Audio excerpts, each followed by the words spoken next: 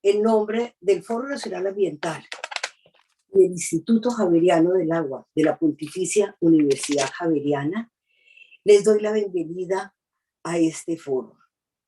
El Foro Nacional Ambiental es una iniciativa de la sociedad civil conformado por organizaciones ambientales, universidades y un comité científico. Hoy, con este foro sobre la Mojana y el Canal del Dique, damos comienzo a una serie de foros que vamos a llevar a cabo sobre adaptación al cambio climático. Los otros dos foros van a ser la agricultura y el cambio climático, las medidas de adaptación para la agricultura, tema fundamental. Y el tercero es sobre la sabana de Bogotá, ecosistema estratégico y de alta vulnerabilidad. Como todos saben, Colombia está experimentando cambios muy drásticos en la temperatura y cada vez vemos los fenómenos meteorológicos muchísimo más intensos. Estamos pasando esta niña inclemente, donde vemos en los noticieros lo que ha pasado en todo el país. Derrumbes, cierres de carreteras, inundaciones. La gente realmente está sufriendo los efectos del cambio climático. Y por eso es tan importante tomar las medidas necesarias y contundentes de adaptación hacia el cambio climático, no solamente para ahora, sino para los eventos del futuro. Hemos visto, uno de los temas de este foro, la Mojana, hemos visto en los periódicos lo que están sufriendo las personas de la Mojana, sus casas inundadas, sus modos de vida completamente destruidos. Y aunque Colombia no es un país que emita muchos gases de efecto invernadero, sí es un país altamente vulnerable a todos estos efectos del cambio climático. Razón esta por la cual es fundamental tomar medidas inmediatas y contundentes de adaptación. ¿Qué entendemos por adaptación? Adaptación son esas acciones y medidas encaminadas a reducir la vulnerabilidad de los sistemas naturales y humanos, y para que sean lo que se llama más resilientes hacia el cambio climático. Es necesario desarrollar soluciones de adaptación e implementar acciones inmediatas y contundentes para responder a los efectos a los impactos del cambio climático que están ocurriendo ahora y que van a ocurrir, como dicen los expertos, con muchísima más fuerza en el futuro. Colombia ya está tomando medidas para construir esas sociedades y esa economía resiliente, como lo veremos en este foro. Pero se necesita una acción y una visión considerablemente mayores para gestionar los riesgos y crear una sociedad mucho más equitativa. Por eso reitero la importancia de este foro, que nos acompañan hoy el doctor Javier Pava, el doctor Jorge Escobar, el doctor Manuel Ruiz y el doctor José Vicente Mogollón. Le doy la palabra al doctor Javier Pava, director general de la Unidad Nacional para la Gestión del Riesgo y gerente encargado del Fondo de Adaptación. Su presentación se basa en el ordenamiento territorial y la gestión adaptativa alrededor del agua. El doctor Pava es ingeniero geólogo con especialización en evaluación de riesgos y prevención de desastres y dinámica poblacional. Fue el creador y director del Instituto Distrital de Gestión de Riesgo y Cambio Climático de Bogotá y de IGR del 2012 al 2016, y se ha desempeñado también como consultor internacional para la Oficina de Reducción de Riesgos de Desastres de las Naciones Unidas para América Latina y el Caribe, la Secretaría General de la Comunidad Andina de Naciones CAN y el Banco Mundial en Centroamérica.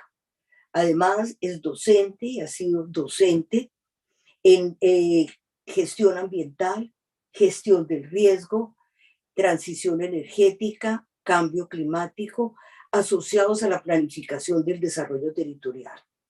Bienvenido, doctor Pava. Tiene 30 minutos para su presentación. Muy buenas tardes a todas y todos. Muchísimas gracias a la universidad por esa invitación. Consideramos que estos espacios son muy valiosos en este mismo momento en el que estamos en discusión incluso del Plan Nacional de Desarrollo, en la que uno de los temas centrales es el tema del ordenamiento territorial alrededor del agua. Propuesta, digamos, que el presidente Gustavo Petro durante la campaña dio a conocer en las diferentes instancias y que hoy es un eje fundamental del plan de desarrollo.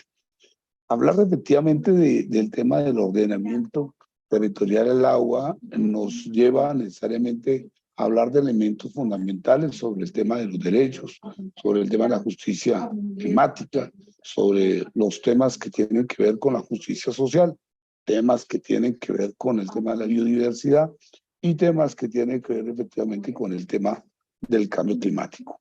Nosotros hemos preparado una presentación muy concreta sobre este tema que queremos presentar aquí a todos los presentes con el fin de abrir un espacio de discusión que creemos que es muy importante en el área académica de lo que es la aplicación de políticas públicas. Los temas de ordenamiento siempre han sido unos temas que terminan siendo unos temas teóricos, muy pensados, muy planeados, pero eso hay que concretarlo en acciones concretas en el territorio. Y al volver los temas concretos en el territorio, entonces vienen temas efectivamente de la coherencia de la propuesta, de la intencionalidad política con las acciones públicas, con la gestión pública. En este caso nosotros intentamos y estamos comprometidos con que eso se mantenga, y cuando hablamos en este caso de ese ordenamiento alrededor del agua, tiene que ver necesariamente con la recuperación de los espacios del agua que ha tenido históricamente. Nosotros estamos desde la unidad y el fondo en este momento en unas discusiones muy importantes, muy grandes a nivel nacional, de un tema aplazado que no ha sido resuelto, y es el tema de la Mojana. Ese tema tiene unos elementos muy importantes de cuál es la solución, y todos pueden decir, hacemos ordenamiento alrededor del agua, pero ¿cómo estamos haciendo el ordenamiento alrededor del agua? ¿Qué es lo que entendemos como ese ordenamiento?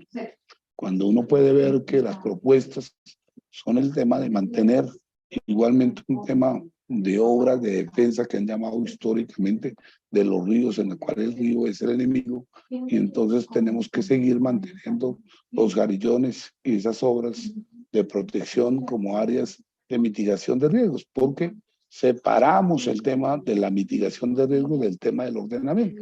Entonces, no, ordenemos el territorio, pero la mitigación de riesgos hagan unos muros de contención y unas obras, cuando ese muro va a generar un ordenamiento territorial alrededor del agua, va a generar un desecamiento, como ya sucedió en la Mojana y en todas las cuencas del río Cauca y el Magdalena, desecación que genera potrerización que genera unas áreas de uso ganadero y que hoy, digamos, cambia toda una lógica de ordenamiento. Entonces, aquí, digamos, se separa, y eso ha sido crítico, separar lo que es la gestión del riesgo o las obras de mitigación de riesgos del tema de las decisiones de la gestión ambiental o las gestiones del cambio climático. Nosotros estamos intentando en ese momento ser coherentes, y por eso, en un tema que siempre hemos discutido desde este gobierno del cambio, decimos no podemos plantearnos unas soluciones que son unas soluciones sencillamente de responder a las cosas inmediatas y dejar los problemas de largo plazo sin resolver, sino unirlos, las soluciones del corto plazo o contingencia que llaman muchas veces, con las soluciones de largo plazo, porque sencillamente separamos eso, y esa separación es crítica.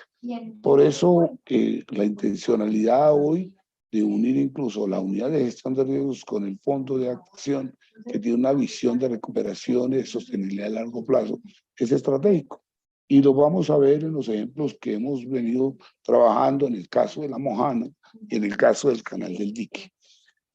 Invitamos, y quiero hacer invitación a todos los aquí presentes a que nos sumemos en esa discusión. Hay unas discusiones que son técnicas, que se han vuelto políticas, porque todas las discusiones técnicas son políticas, muestran un enfoque, un énfasis.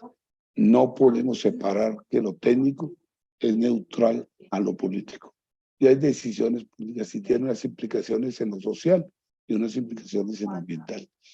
Entonces, quiero que digamos en esas discusiones que nosotros incluso vamos a abrir, y agradecemos ese espacio en la Universidad Javeriana, pero vamos a abrir a otra serie de espacios para que discutamos a fondo. Discutamos a fondo el tema de la Mojana, el tema de lo que significa, el tema efectivamente de cambiar los muros que hoy día hacen carrera en todo el país para proteger las zonas inundables, de la propuesta que estamos haciendo en este gobierno del reasentamiento, a la que todo el mundo le tiene miedo y a la que nadie quiere asumir. Entonces, esa es una discusión y quiero invitar a que participemos en eso. Yo estoy en medio aquí de una reunión de una audiencia con la Procuraduría y tengo ya que retirarme para seguir respondiendo acá al ente de control, porque este ejercicio de la función pública generalmente lo mantiene a uno en esas circunstancias. Por eso va a continuar en la presentación por los minutos que faltan el doctor Carlos Fonseca, que es asesor aquí de la gerencia, quien va a continuar con la presentación. Les agradezco a todos, doctora Elsa. Muchas gracias por la invitación. Doctor Carlos, ¿tiene usted, por favor, el tiempo contado para que podamos proyectar la presentación en estos 30 minutos que nos ha asignado? Adelante, Carlos. Gracias, director. Voy a ser más breve de los 30 minutos porque pues, el director ya hizo una introducción muy valiosa. Es un honor para mí presentar. Quisiera ver si estamos recibiendo. En este momento, ¿ustedes están viendo la pantalla, Elsa, querida? Sí, ¿Sí? ya la estamos viendo, Carlos. ¿Estamos viendo? Bueno, sí, entonces, la estamos viendo. Sí. Primero, pues, presentación. Bueno, estoy en modo presentación. ¿No se está viendo? Perdón, sí. Sí, listo. Bueno, entonces, en primer lugar, pues saludo a Tatiana, a Ángela, a Elsa, obviamente, a José Vicente Mogollón, a Andrés Torres, a Manuel Enrique Pérez, a Jorge Escobar. Mejores no podían ser. Voy a ir muy rápido, haciendo mi labor de asistente de Javier, que me encanta porque estamos aprendiendo todos los días. Quisiera ser muy breve, como he mencionado. Sí entendemos, sí comprendemos que debemos mencionar muy brevemente en 3 gráficas el sexto informe del IPCC porque es más grave de lo que pensábamos. El Plan Nacional de Desarrollo son 5 láminas y nos vamos a concentrar en el cambio de paradigmas que inició Javier en su presentación, en cambio de paradigmas en la gestión del riesgo con miras a que seamos realmente una estrategia de acción al cambio climático, y me voy a referir específicamente al caso de la Mojana y al caso del Canal del Dique, temas en los cuales ciertamente personas como Manuel Enrique, como José Vicente conocen muchísimo. Entonces, simplemente quisiera recordarles que hace una semana salió informe que nos tiene mucho más preocupados de lo que creíamos. Lo resumo en 2 láminas. La primera es, fíjense ustedes que América Latina va a ser la gran afectada. El cambio en la temperatura del día más caliente anual, si ustedes ven a los 4 grados centígrados, que hay una alta probabilidad de que lleguemos, entre los 3 y los 4 grados, miren ustedes que el mapa indica que es Brasil el que va a ser tremendamente afectado, pero en el cambio en la humedad del suelo promedio anual va a ser América Latina, Brasil, un poco de Brasil, y Colombia, Ecuador, Perú, van a ser de un daño brutal, y eso tiene que ver con la producción agropecuaria y demás. Y en el cambio en la precipitación del día más húmedo anual, nosotros vamos a tener un poquito, muy poquita humedad adicional, pero en cambio África va a tener mucho más precipitación en el día más húmedo anual, sin lugar a dudas. África, podría uno decir que va a resultar tristemente beneficiada, por decirlo de alguna manera, en algunos aspectos. Ojalá logremos nosotros sobrevivir esto. Pero miren el otro El otro aspecto que nos interesa mucho señalar y que da precisamente todos los argumentos para ver por qué la Mojana es tan importante, y es el caso de que la producción de alimentos es la de mayor potencial de reducción de emisiones de gases de efecto invernadero. Miren ustedes los alimentos que pueden estar del orden de 18 gigatoneladas de CO2 equivalente, podríamos reducir 44% su impacto en el sentido de emisión de gases de efecto invernadero, pero incluso el potencial de mitigación de la demanda podría ser mucho mayor y quedaríamos del orden de un 3% frente a un casi 20% que tenemos hoy, 18% que tenemos hoy, como los alimentos siendo los generadores de cambio climático por gases de efecto invernadero, especialmente metano también. Transporte terrestre, 67% tiene de posibilidad de reducción, edificaciones el 66%, industria el 29% y electricidad el 73%. Quisiera recordarles que en el Plan Nacional de Desarrollo Colombia Potencia Mundial de la Vida hay 5 grandes temas. Sin lugar a dudas, uno de los temas con mucha fuerza es el ordenamiento territorial alrededor del agua, y por eso estamos haciendo un esfuerzo criticado por algunos de empezar a ver a la Mojana en esa potencialidad. Dicho sea de paso, es muy posible que algunos de ustedes se acuerden de una experiencia 1981, del 77 al 81, con la Ciénaga Grande, un proyecto que se llamó Ecodesarrollo Ciénaga Grande de Santa Marta, que planteaba unos escenarios muy interesantes, estuario positivo, estuario negativo. Nosotros queremos llegar allá en un proyecto que esperamos desarrollar pronto, en poder hacer escenarios de decisión para demostrar que la Mojana es mucho más que algunos sitios de cultivo de terrestre, y que por el contrario tenemos una potencialidad gigantesca también si entendemos bien las ciénagas. Entonces decía que los 5 temas son ordenamiento territorial alrededor del agua. Ahí juega un papel fundamental la entrega masiva de tierras, la formalización de la pequeña y mediana propiedad y acelerar el catastro multipropósito, sin lugar a dudas, porque eso empezaría a corregir el error tan grande de 41.7 millones de hectáreas en ganadería extensiva, cuando deberíamos tener solo 10 aproximadamente, y tenemos sembradas solo 6 millones y deberíamos tener el orden de 20. Seguridad humana y justicia social, lo que nos corresponde, tiene que ver con mucha fuerza con 2 temas que ustedes ven aquí. Un tema que es reducir la pobreza e impulsar la economía popular. El derecho humano a la alimentación, pues, tiene todo que ver con el agua y con lo que hacemos en la unidad de gestión del riesgo y el fondo de adaptación, quiebre a la pobreza extrema. Entre otras cosas, estamos proponiendo una modificación del índice de la pobreza multidimensional, y el DANE nos ha aceptado en primera instancia. Eliminar el hambre en la primera infancia y producción para la vida. ¿Por qué insistimos en esto? Porque el índice de pobreza multidimensional hoy no tiene 5 parámetros que consideramos fundamentales. 1, nutrición. 2, inequidad de género. 3, acceso a energía. 4, acceso a Internet. Y 5, riesgo. No está considerado riesgo, y los pobres se vuelven mucho más pobres si están en situación de riesgo, que es lo que hemos hecho y va a incrementarse mucho más con el cambio climático. En transformación productiva estamos muy concentrados en revitalizar la naturaleza con inclusión social, porque sabemos que los servicios ecosistémicos duplican incluso el PIB de la humanidad.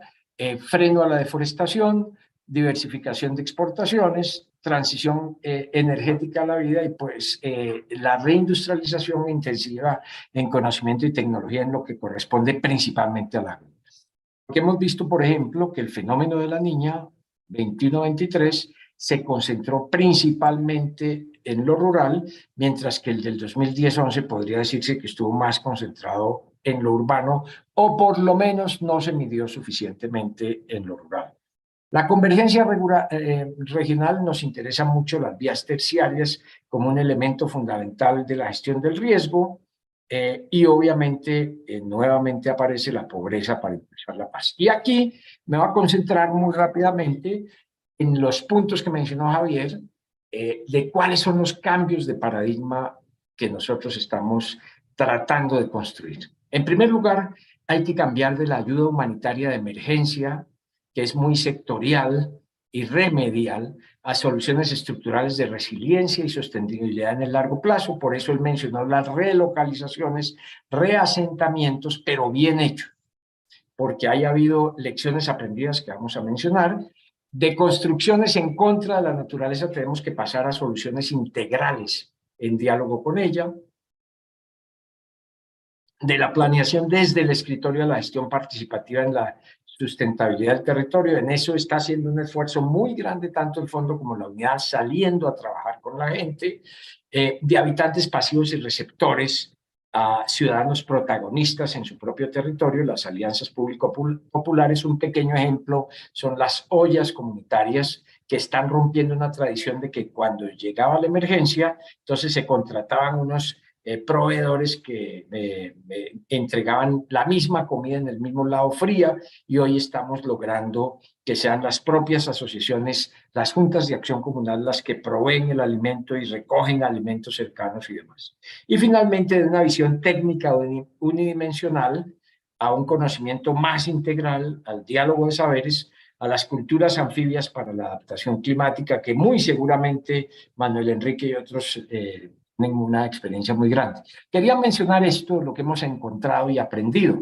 Esto es una urbanización en Achí, sur de Bolívar, 750 casas, solo las han aceptado 198 familias porque están en el casco urbano de Achí y la gran mayoría son campesinos que comprenden que la vivienda es uno de los factores, pero lo principal es los medios de sobrevivencia, estar en su parcela. Entonces ahí, por ejemplo, fue un enfoque equivocado, pensando que se lograban solucionar las viviendas con economías de escala, con un contratista gigantesco, se desenfocaron y hoy tenemos, por ejemplo, esa realidad. Lo otro es ustedes, la permanente ruptura de los jarillones, porque no hemos entendido cómo opera bien la naturaleza. En el caso del Cauca y San Jorge, ustedes saben que hay una diferencia de 15 o más metros de altura entre el Cauca y el San Jorge, está más abajo, y el agua busca pasar por todas esas ciénagas, pasar por Ayapel y terminar en San Jorge y salir al Magdalena, y nosotros seguimos haciendo bajo una visión que es terrestre únicamente y ganadera en buena parte, pues las acciones en ese sentido, y nosotros estamos tratando de entender mejor, y de ahí toda la discusión de Caregato, que ahí aparece en la segunda lámina, de qué es lo que hay que hacer en Caregato, cerrarlo completamente o hacer un paso que controle ciertamente el flujo, pero que permita que haya unas ciénagas que se alimentan y permita también que en tiempos de mucha agua, pues se expande el agua en una zona que tenemos ya casi identificada, y que entonces en esa zona, quienes no quieran estar, los campesinos que quieran es siempre tener sin inundación, pues bueno, relocalizarlos en un sitio que sea suficientemente productivo, pero aquellos que sean de la cultura anfibia, permitirles que estén bajo unas condiciones que sean de buena calidad de la vida. Esto, el otro ejemplo que quería traer al sur de Bolívar, perdón, al sur del Atlántico, el Fondo de Adaptación puso 3.000 hectáreas de sistemas silvopastoriles en el sur de Bolívar después del evento del fenómeno de la Niña 2010-2011, pero años después fuimos a visitarlo y solo quedan 195 hectáreas porque hay una cosa adicional, que no es simplemente un contrato con Agrosavia para que vaya y le entrene a la gente y vaya 3 veces a verlo si están funcionando bien, sino también trabajar con la gente, construir con la gente un imaginario, una narrativa, incluso revisar, si se quiere, las dimensiones psicológicas, sociológicas, antropológicas, para ver si ese sistema realmente es apropiado, si les gusta o qué opciones tienen. Aquí ya había mencionado las ollas comunitarias de habitantes pasivos y receptores a ciudadanos protagonistas en su propio territorio.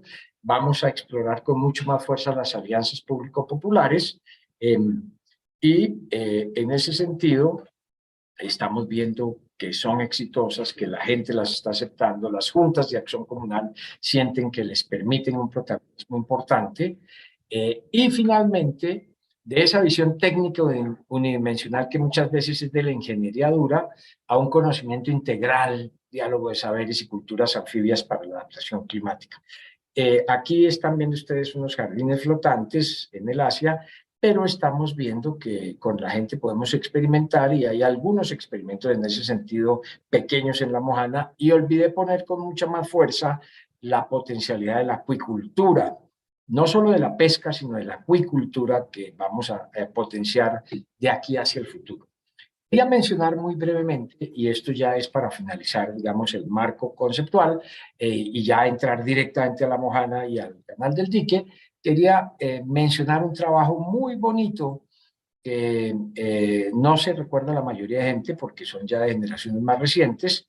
Es posible que algunos de mis colegas se acuerden de un trabajo que dirigió Arthur Simon. Margarita Marino de Otero estaba en ese momento directora del Inderena. Fue Ecodesarrollo Ciénaga Grande Santa Marta, del complejo estuárico.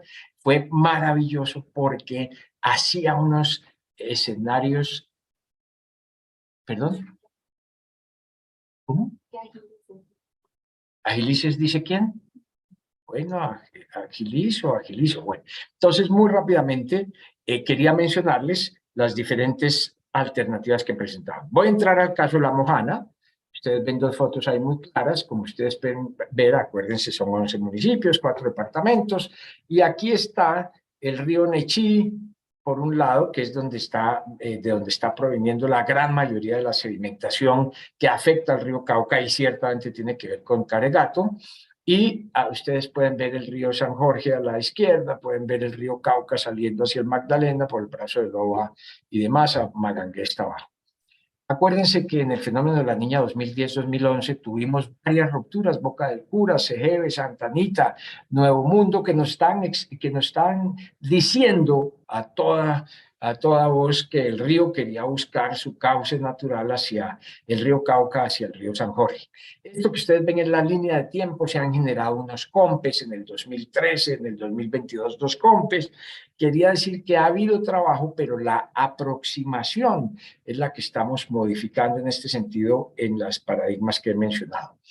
Hay trabajos muy interesantes del 2013 al 2016 del TARES, entrenó a un grupo, a un equipo de análisis de riesgo del Fondo de Adaptación con el IDEAM, eso quedó en el IDEAM, estamos repotenciando en la medida de lo posible estos trabajos con una tridimensionalidad, porque estos eran bidimensionales, y dinámico, esos eran estáticos. Eso es lo que estamos explorando muy pronto para ver en alianza con las universidades cómo los trabajamos. El Plan de Acción de La Mojana, como ustedes saben, tiene 5 programas integrales: infraestructura más segura y sostenible, hábitat saludable, desarrollo económico adaptado del carácter que hemos dicho anfibio, recuperación de las dinámicas ambientales y gobernanza y fortalecimiento de las capacidades locales. En eso hemos revisado lo que ha avanzado el fondo y en algunos temas hay unos avances muy interesantes, en otros algunos errores de los cuales hay que aprender.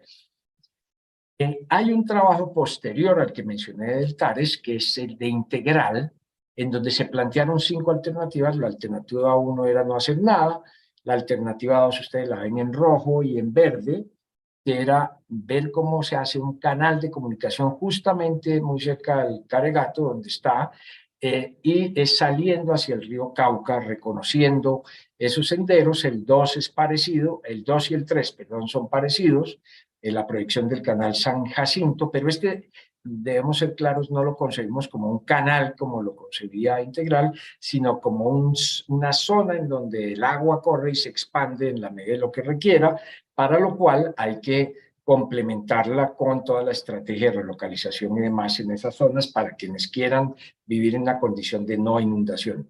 La alternativa 4, como ustedes ven, es un nuevo dique localizado un poco más hacia el occidente del río Cauca, paralelo al existente, que es como unos 50 o 60 kilómetros, pero ese generaría, digamos, una zona seca, por decirlo así, permanentemente. Y finalmente la alternativa 5 de 133 kilómetros de largo, con 33 sitios de conexión entre el río Cauca. Estamos estudiándolas, queremos hacer una modelación mucho más sofisticada, parecida a la que se hizo, y por eso mencionamos de la Ciénaga Grande Santa Marta. Esta, por ejemplo, es la alternativa 5, pero pensamos más en las alternativas 2 y 3. Queríamos mostrarles este ejemplo de cómo estamos replanteando un poco las cosas. Es el caso de la protección de San Marcos y Magangué.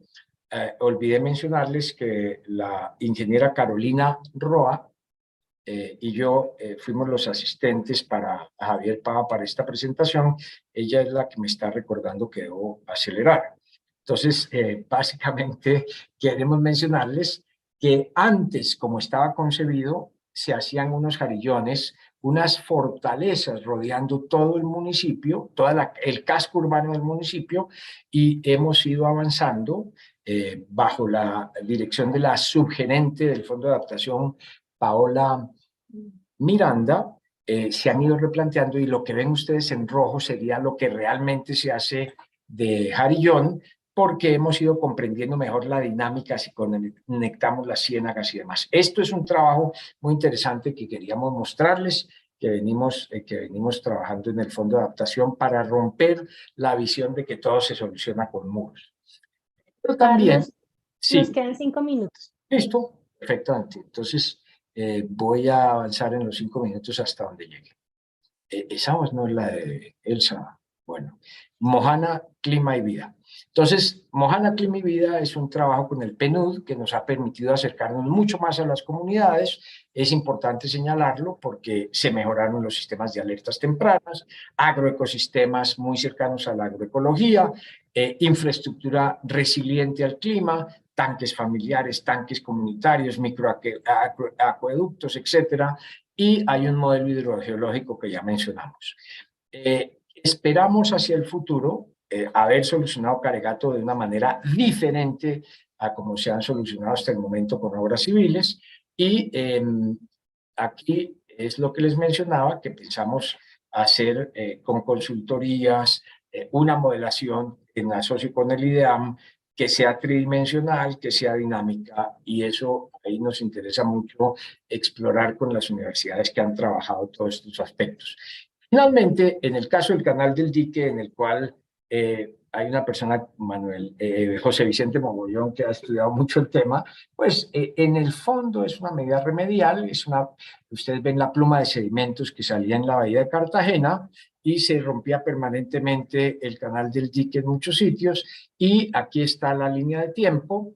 Aquí están las obras preventivas que se han hecho hasta el momento, pero ustedes pueden ver que son en la mayoría obras civiles, y necesitamos avanzar. Ya ustedes saben que se dio un proceso de APP, de alianza público-privada.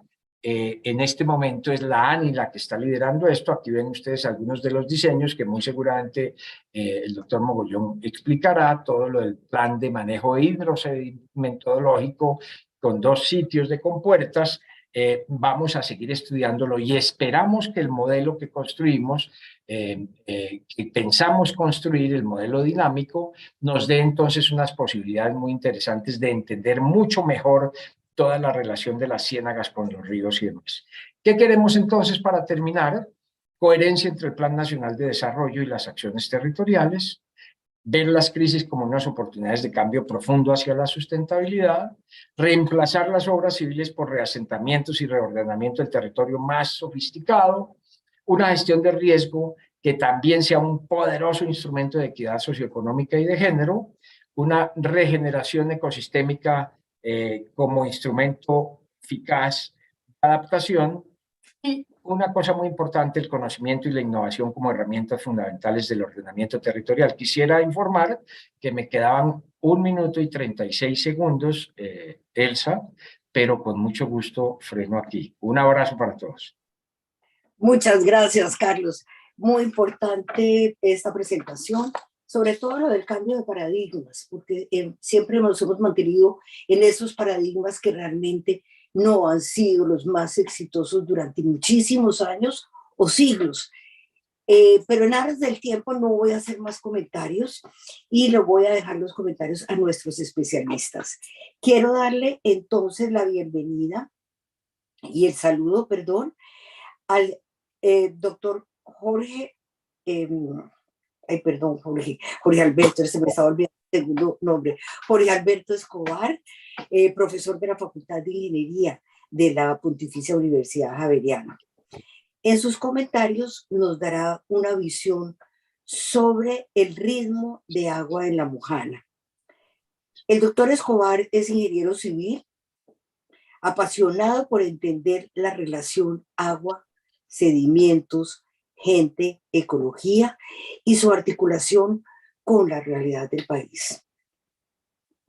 Este interés lo llevó a desarrollar estudios de métodos numéricos, hidrosistemas y mecánica de fluidos ambiental y posteriormente recorrer el territorio colombiano, incluida la Mojana, con el fin de entender estas relaciones de primera mano. Actualmente es profesor asociado del Departamento de Ingeniería Civil de la Pontificia Universidad Javeriana, donde desarrolla actividades de docencia, investigación, consultoría y proyección social. Bienvenido, doctor Escobar. Tiene 20 minutos para sus comentarios. Buen día, Elsa. Muchas gracias. Yo voy a compartir pantalla y arrancaría inmediatamente. Por favor, avísenme cuando... Sí, ya lo estamos viendo. Esperen, cambio aquí. Listo, entonces yo voy a arrancar esta presentación de la siguiente forma. La imagen que ustedes ven en este momento es una imagen de la Ciénaga de la Hormiga en época de aguas altas. La Ciénaga de la Hormiga es una de las muchas ciénagas que está en la ecorregión de la Mojana, más o menos al norte o aguas abajo de San Marcos. Ustedes lo que pueden ver acá es un comportamiento del agua en el cual hay un desbordamiento natural, es decir, el agua llega por este caño. Esperen, lo pongo aquí en opciones de puntero. Llega por el caño y debido al incremento del nivel simplemente se empieza a desbordar, llenando naturalmente esa gran llanura de inundación que es la Mojana. A mano derecha, ahora ustedes ven lo que el doctor Fonseca mencionó hace poco, que es específicamente el rompimiento de Caregato en el punto denominado, pues aquí en el río Cauca. Lo que ustedes ven aquí es una inundación. Aquí me gustaría iniciar haciendo una diferencia entre desbordamiento natural e inundación. ¿Por qué? Porque la inundación ya se ve como un evento extremo que afecta directamente la naturaleza del territorio.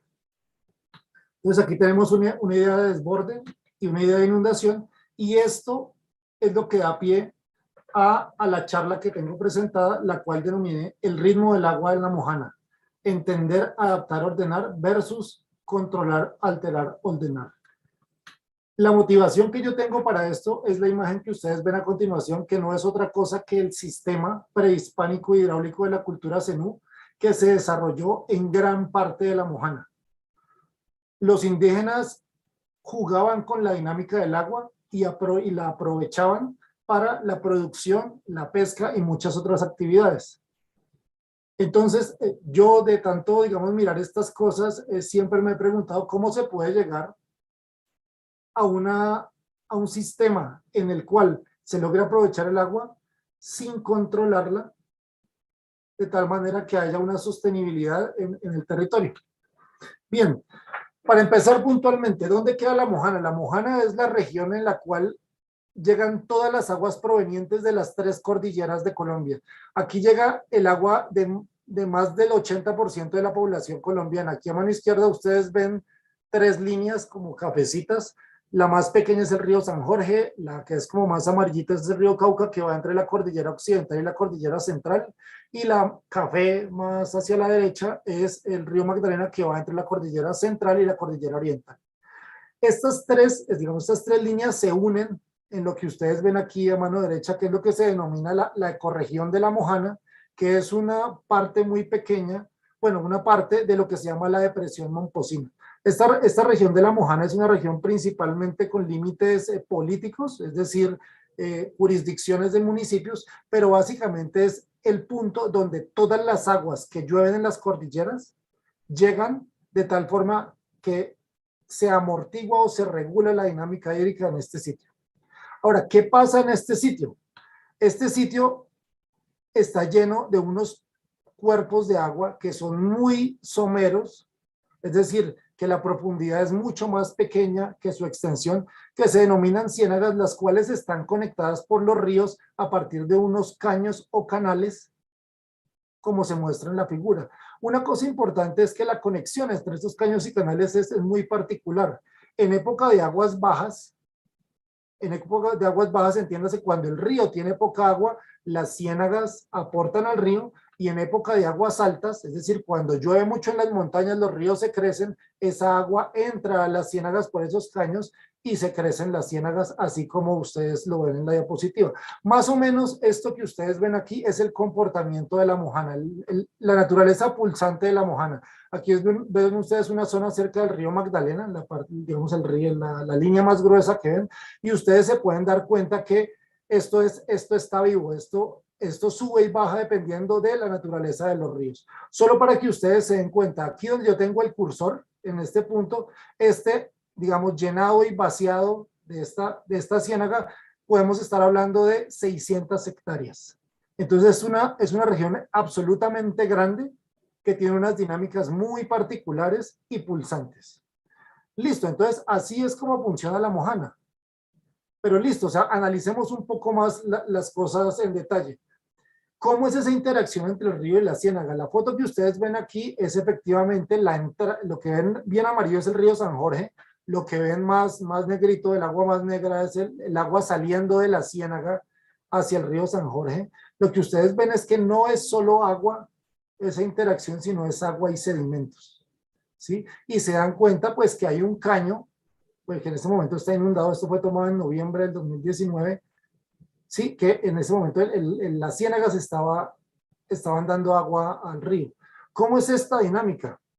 Bien, entonces, ¿cómo es la interacción río-ciénaga? Entonces, hay dos formas de la interacción. Primero, cuando el que manda aquí es el río. Si el río se crece, da agua a la ciénaga. Entonces, aquí el río se creció, entró a la ciénaga. Observen aquí los colores que se dibujan en el dibujo. Es decir, debido al ángulo con el cual el río entra a la ciénaga, hay digamos, un comportamiento sedimentológico particular, pero cuando el río ya recibe agua de la ciénaga, ya el comportamiento es un poco diferente, más parecido al de la foto que les mostré. Entonces, cosas importantes para entender aquí esta interacción río-ciénaga. Primero, estos caños son bidireccionales, es decir, dependiendo de la época del año, el agua va para un lado o para el otro. El agua entra a la ciénaga hacia atrás, siempre entra hacia atrás, y esto significa que hay unas repercusiones de tipo sedimentológico que no se pueden despreciar y que los indígenas nunca las despreciaron. El agua sale de la ciénaga en el sentido del flujo, por eso genera una mezcla como se muestra en la figura de la derecha. Ahora, hay sedimentos y esto no sale solo agua y sedimentos, sale también vegetación que lo voy a mostrar más adelante. Bien, esto que ustedes ven aquí, esperen, yo trato aquí.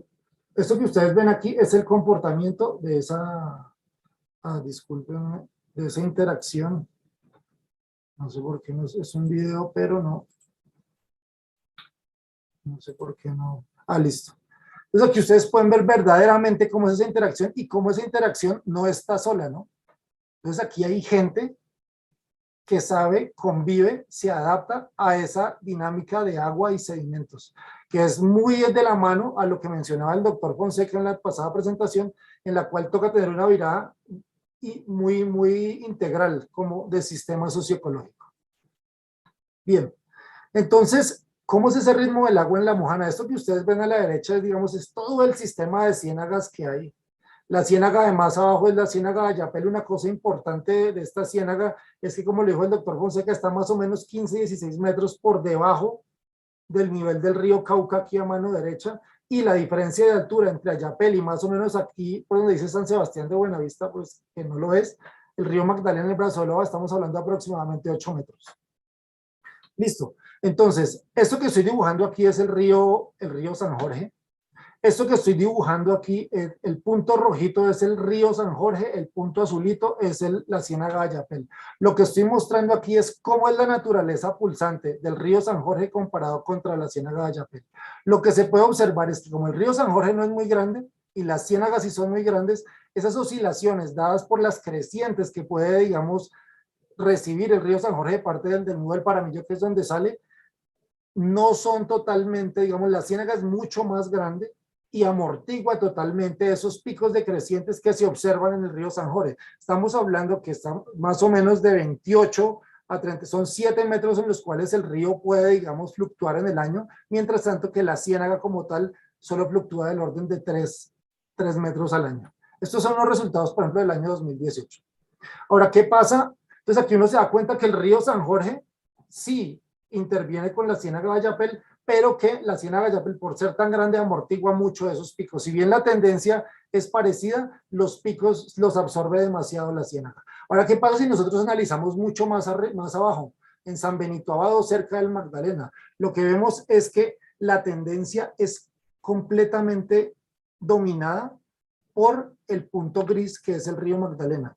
¿Qué quiere decir esto? Que de San Benito Abad hacia abajo, entiéndose hacia abajo, aguas abajo, la dinámica es completamente dominada por el río Magdalena. Eso puede ser una de las razones por las cuales la mayoría de camellones de la cultura zenú se encuentran de San Benito Abad hacia arriba, hacia la zona de San Marcos.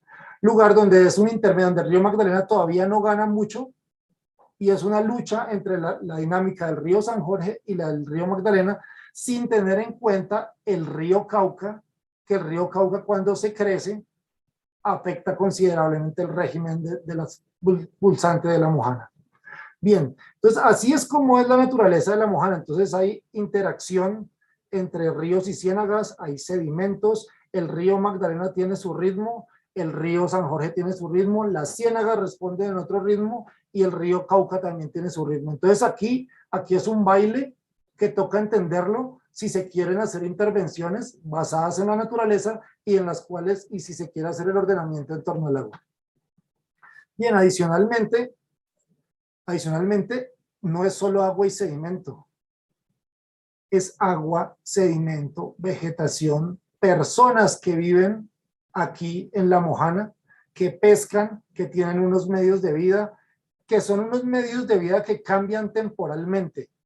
No son unos medios de vida que se mantienen durante el año, ¿no? Dependiendo del régimen de aguas, a veces la gente se dedica a la ganadería, a veces a la pesca, a veces a la agricultura, y eso es, yo creo, que lo que mencionaba el doctor Fonseca en términos del ordenamiento del agua en torno al territorio.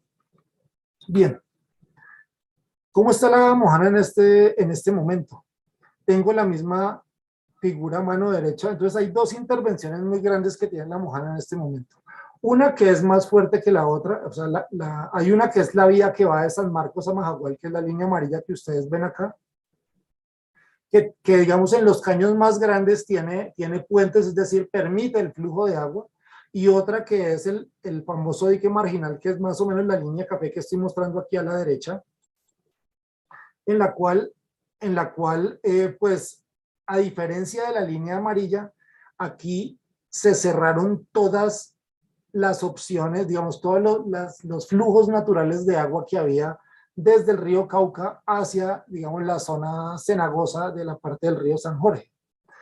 Al cerrar estas conexiones, pues, ¿qué significa? Que el agua que antes se desbordaba, ahora sube el nivel del agua hasta un punto en el cual pues si hay un rompimiento, pues genera lo que sucedió y mostró el doctor Fonseca actualmente en Caregato, lo que pasó en Nuevo Mundo, Santa Anita, La Boca del Cura, CGB, bueno, CGB es en otra parte y demás. Pero entonces, ¿qué es lo que pasa acá? Estamos hablando de una zona altamente intervenida, donde a raíz de estas intervenciones hubo un cambio significativo en el uso del suelo y los medios de vida. ¿Qué quiere decir esto? Que regiones que antes se inundaban periódicamente ya no se inundan, llega gente que ya no sabe, digamos, vivir esa vida anfibia, empiezan a haber servicios ecosistémicos que no son los adecuados con la dinámica natural, o sea, cambia todo esto. Entonces aquí ya a partir de esto es donde el concepto de la inundación se vuelve buena o mala. En el momento en que la inundación no es inundación, sino un desborde y la gente se adapta, puede significar cosas muy buenas. ¿Qué significa? Que llegan los peces, llegan los huevos de los peces que van a crecer. Eso significa que en unos meses va a haber pesca, significa que en las zonas inundadas van a quedar abonadas, es decir, van a quedar con una buena cantidad de nutrientes que se pueden utilizar para sembrar cosas. Pero si lo veo como un rompimiento en el cual pues yo ya no tengo este régimen, sino lo que tengo es, digamos, ganadería o sembrado de arroz o cualquiera de estas otras cosas que hay ahora, pues ya se vuelve una cosa mala, ¿no? Entonces todo depende del punto del que se mire, ¿sí? Entonces aquí ya aparece la dinámica que mencionó el doctor Fonseca sobre el rompimiento del dique versus cierre de rompederos, ¿no? Entonces es claro que, o sea, periódicamente cada 3, 4, 5 años, dependiendo de qué tan fuerte sea la ola invernal, se rompe el dique y toca cerrarlo, se rompe el dique y toca cerrarlo. Entonces la cuestión es hasta cuándo toca cerrar los diques para que se vuelvan a romper, teniendo en cuenta que la única forma en la cual no se rompieran sería haciendo un mantenimiento costosísimo que difícilmente pues, se va a lograr. ¿Sí?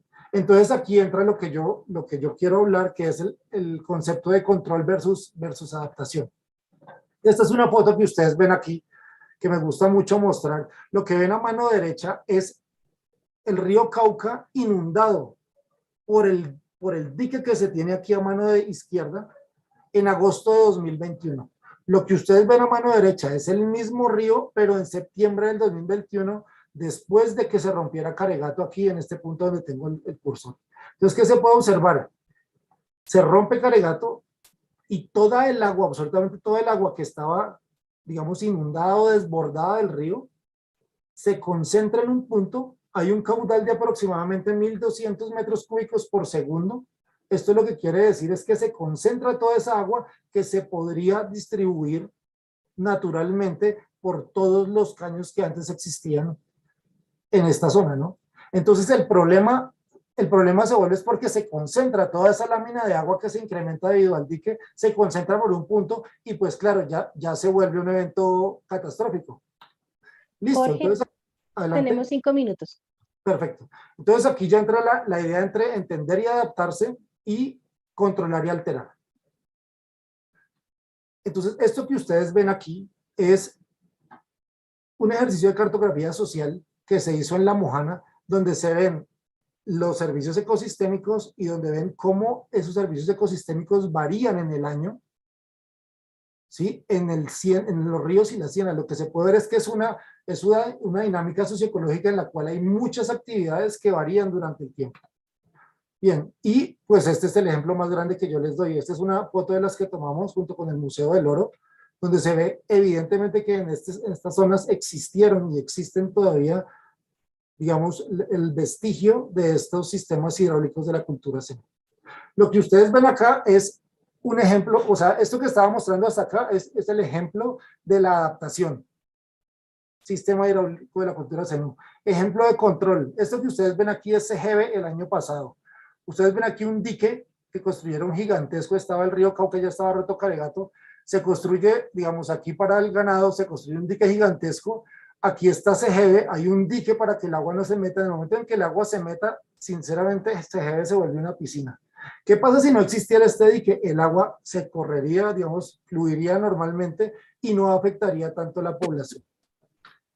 Otro ejemplo grandísimo, Ciénaga Grande de Lorica, ustedes pueden darse cuenta aquí el dique tan grande que se hizo, o sea que esto es un problema de La Mojana en general y de todas las zonas cenagosas. ¿Para qué? Para que el agua no entre. ¿Qué pasa si el agua se pasa al otro lado? Ya se vuelve un problema.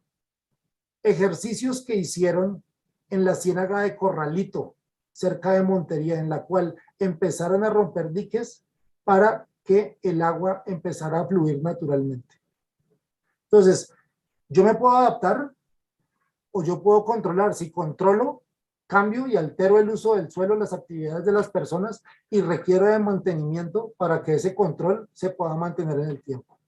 Entonces aquí ya entra lo que uno habla de las formas de la gestión del agua, que es eso lo dice el profesor Gulnanetti de la Universidad de los Andes desde hace muchos años, en donde las formas de la gestión del agua pues las puedo ver desde 4 perspectivas.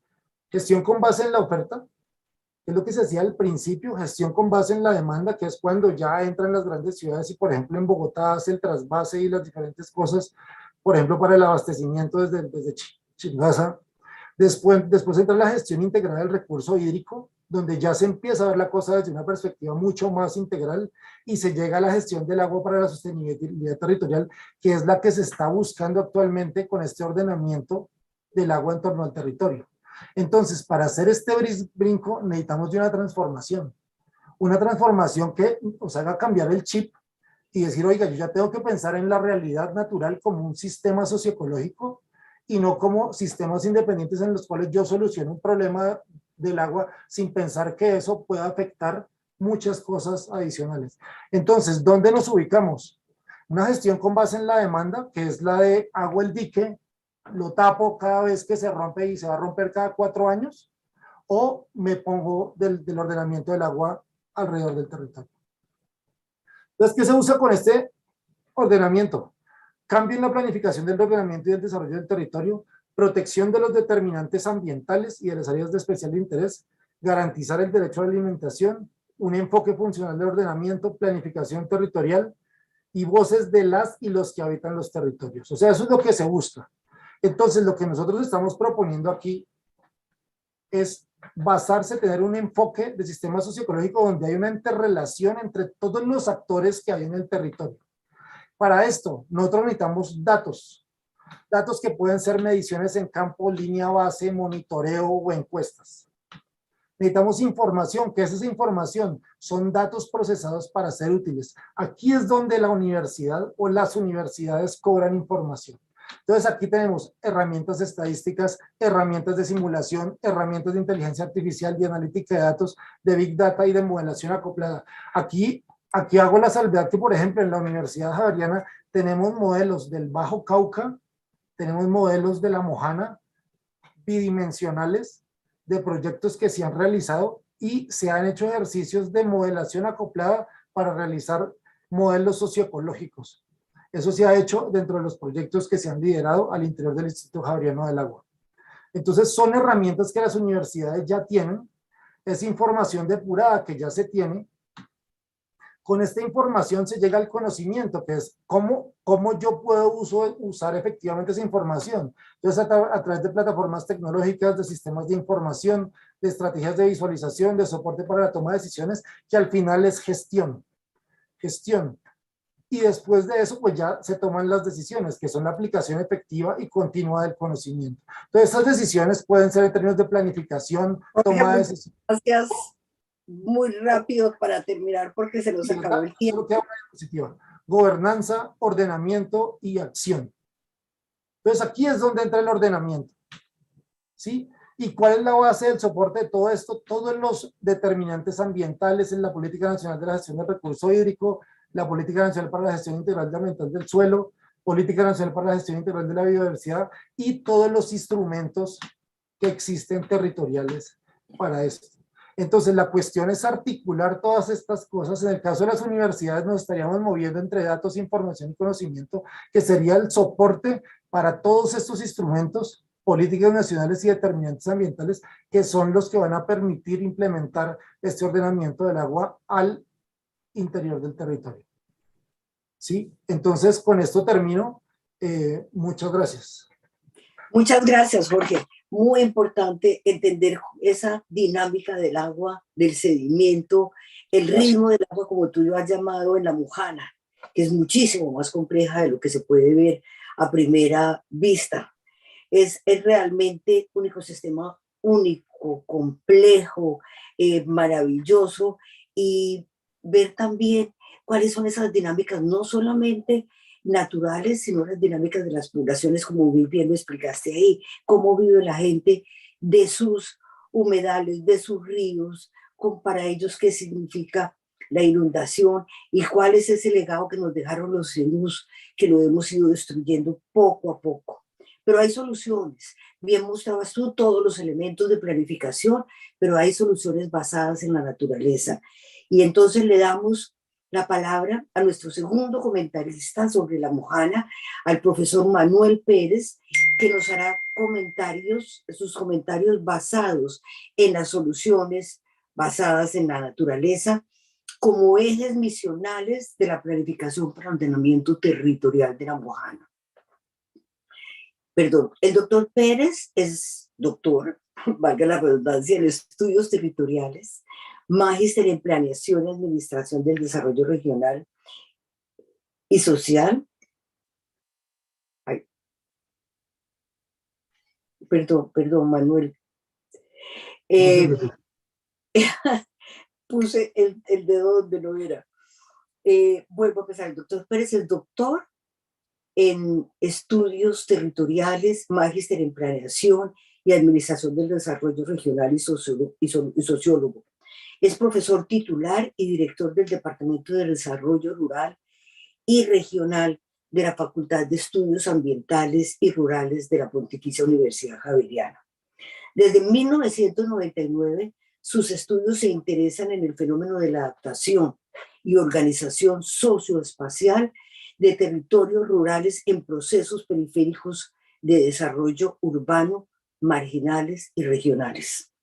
Bienvenido, doctor Pérez. Tiene 20 minutos para sus comentarios. Bueno, muchísimas gracias y un gusto estar aquí en este panel discutiendo un tema que pensamos ya bajo el recorrido que ha tenido el tiempo y las correrías de estos ríos, estos humedales en el Caribe húmedo colombiano, siempre nos convoca, siempre convocan a la universidad y a las instituciones para tratar los mismos temas que se reiteran y reiteran paulatinamente en el tiempo y no se ajustan en términos de su resolución, que creo que es el punto central de la reflexión que se está planteando en este foro, encadenando todas esas propuestas que se vienen construyendo y que se vienen analizando en el marco de un plan de desarrollo y sobre todo en la coincidencia que pueda tener ese plan de desarrollo con las prácticas de ordenamiento territorial, que serían los retos de actualización que le implican a los municipios en La Mojana, tanto en Sucre como en Córdoba, comenzar a rediseñar y a pensar.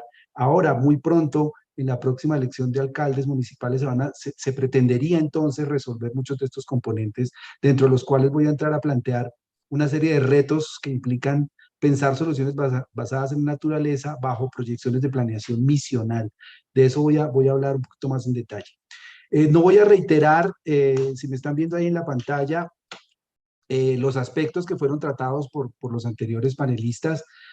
Solamente mencionar las implicaciones que tiene en la obstrucción de ese desarrollo de infraestructura de esos ingenieros hidráulicos de la cultura zenú, que estuvieron durante muchísimos años antes de la llegada de los españoles construyendo unos circuitos y unas relaciones y flujos de manejo y control y administración del recurso hídrico que ha venido cambiando en la medida que ha venido desarrollándose un mayor incremento poblacional, un mayor incremento del extractivismo del suelo y por supuesto de la expansión de cultivos, del monocultivo, la ganaderización y los procesos urbanos que fueron citados justamente por el anterior panelista, profesor de ingeniería, que creo que es un punto central que hay que comenzar a denotar, ¿no? Pensar que La Mojana no es solamente algo aislado, que está en un conjunto de relaciones rurales e hídricas, sino que también dentro de esos ecosistemas aparecen ecosistemas urbanos que van complejizando estos procesos.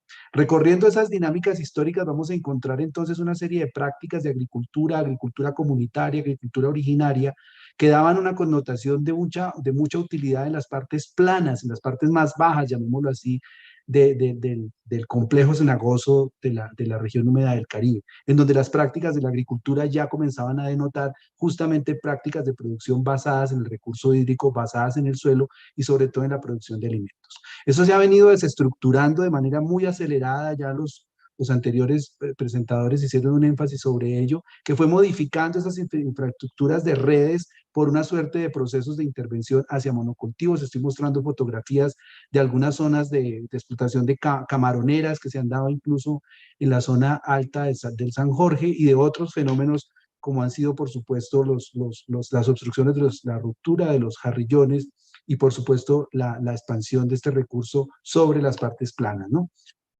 Y eso ha generado, pues, obviamente, una afectación directa a la población campesina, a la población rural de este sector. Una particularidad que tiene esta área, fíjense en el mapa que les estoy mostrando, lo hemos venido desarrollando a través del Observatorio de Territorios Étnicos y Campesinos que tenemos en la Facultad de Estudios Ambientales y Rurales, y es la ubicación de los resguardos indígenas. En la parte alta, ahí donde ven las zonas de Chinú, Champués, muy cercanos a Sincelejo, en las partes altas, hacia allá se fueron los indígenas. Es una hipótesis muy interesante en términos de que las comunidades indígenas que habitan ese sector desde hace muchísimos siglos, como les decía, si bien es el 16% de la población indígena en Colombia, en esa zona habitan aproximadamente 79.000 personas de estas comunidades y habitan justamente en las zonas altas. Dejaron las zonas bajas para la pesca, para cultivos familiares, y eso determina entonces una serie de flujos migratorios que dependen de esas unidades poblacionales que se van moviendo en este territorio conforme a cómo se inundan o se secan ciertas zonas. Y coloco este caso porque alguien citó en algún momento de la presentación las proyecciones que tendría mover población hacia ciertas zonas donde no se inunde para evitar el desastre que te genera las inundaciones y convierte al agua en un recurso pues caótico, en un recurso tragedia, ¿no? Y a mi modo de ver, lo que estamos mostrando es que el recurso hídrico no debe ser considerado como un recurso tragedia, sino es como un recurso de posibilidades para diversos procesos de producción que se dan en la zona. Si cruzamos esta información con diversos mapas que tenemos en la región, vamos a entender que la zona del Bajo Sinú y del Bajo San Jorge, pues finalmente es un solo ecosistema. A veces los vemos fragmentados. La distancia que hay entre la zona del Bajo Sinú y la zona del Bajo San Jorge son más o menos 14 kilómetros, pero si integramos esa zona vamos a encontrar entonces áreas definidas por libres procesos de inundación que están ligados a los diques, coluviones, vegas altas y terrazas, y otras zonas que se inundan, por supuesto, durante varios periodos del año, que es el efecto que tenemos ahora hacia las zonas del río San Jorge, el avance del río Cauca y el río Magdalena. Eso está generando entonces una serie de subregiones que han sido originarias de esa cultura Zenú, pero que al mismo tiempo hoy por hoy están fuertemente impactadas por el avance de los cultivos de arroz. Para darles un dato, la Mojana sembró en el año 2021 cerca de 40.000 hectáreas de arroz y antes de las inundaciones recientes ya se habían colectado las cosechas de unas 35.000 hectáreas. Esto indica más o menos que la afectación se dio sobre más o menos 5.000 hectáreas que están produciendo unas 20.000 toneladas, y ahí es donde está la población más afectada por los efectos de las inundaciones. Y yo diría que más que la población son los grandes sectores, los gremios, la producción arrocera, que es la que más está demandando y alarma en los medios de comunicación ese factor de la producción. Eso también está regido por una serie de redes de pueblos que se mueven a la luz del avance de las inundaciones. Entonces la pesca se vuelve un determinante importante y el río se vuelve un flujo importante de valoración para los recolectores de icotea, de bagre, de bocachico y de muchas especies. Pero como vemos, el gran efecto son las inundaciones sobre las áreas urbanas, que creo que es un punto central que citó el profesor de ingeniería, que no se ha estudiado bien el avance de la urbanización sobre el recurso hídrico. Creo que eso a veces lo vemos como el avance de la urbanización en zonas de ciudad, en zonas periféricas, en asentamientos informales, pero ya lo estamos viendo y viviendo sobre los bordes de estas ciénagas. Si cruzamos estos mapas vamos a encontrar una serie de aptitudes de producción. La zona evidentemente tiene una altísima producción de arroz, es una zona de altísima producción de peces y por esa razón la pesca se vuelve central. No ha habido, digamos, un plan de manejo directamente orientado al ordenamiento pesquero sobre esta región, lo cual impulsaría estrategias de mayor beneficio para comunidades pobres, pescadoras y campesinas. Y el otro factor es que hay áreas con altísima agricultura familiar, es decir, sigue vigente un proceso de producción de baja escala, pero que atiende a la sostenibilidad y autogestión de las familias que habitan en esa zona, y los muestran las cifras de instituciones como el CIPRA y distintas georreferenciaciones que se han hecho a nivel de Ministerio de Medio Ambiente, Ministerio de Agricultura, Planeación, el Instituto Agustín Codazzi, están determinando ya ese mapeo que se vuelve necesario e importante como fuente de información para tomar decisiones de intervención. Pero sobre esas mismas zonas vamos a encontrar tierras que están orientadas hacia la explotación de hidrocarburos. Ahí estoy mostrando los bloques que tienen proyección sobre esa zona. Y también sobre esa zona los títulos mineros concedidos. Ahí ya van viendo ustedes esos cuadros azules que comienzan a rodear la región.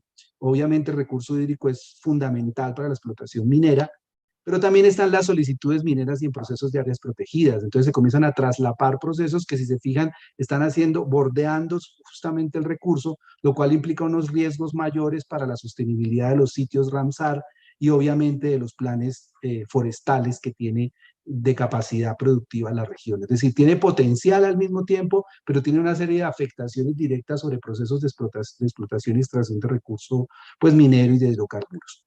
En un estudio que hicimos en el 2004, en un librito que se llama Los cambios institucionales y el conflicto ambiental, déjenme decirle algo, y es que se siguen repitiendo los mismos problemas: inseguridad alimentaria, violencia, desplazamiento, migración, afectación sobre el deterioro paulatino del recurso bosque, del agua, de la fauna.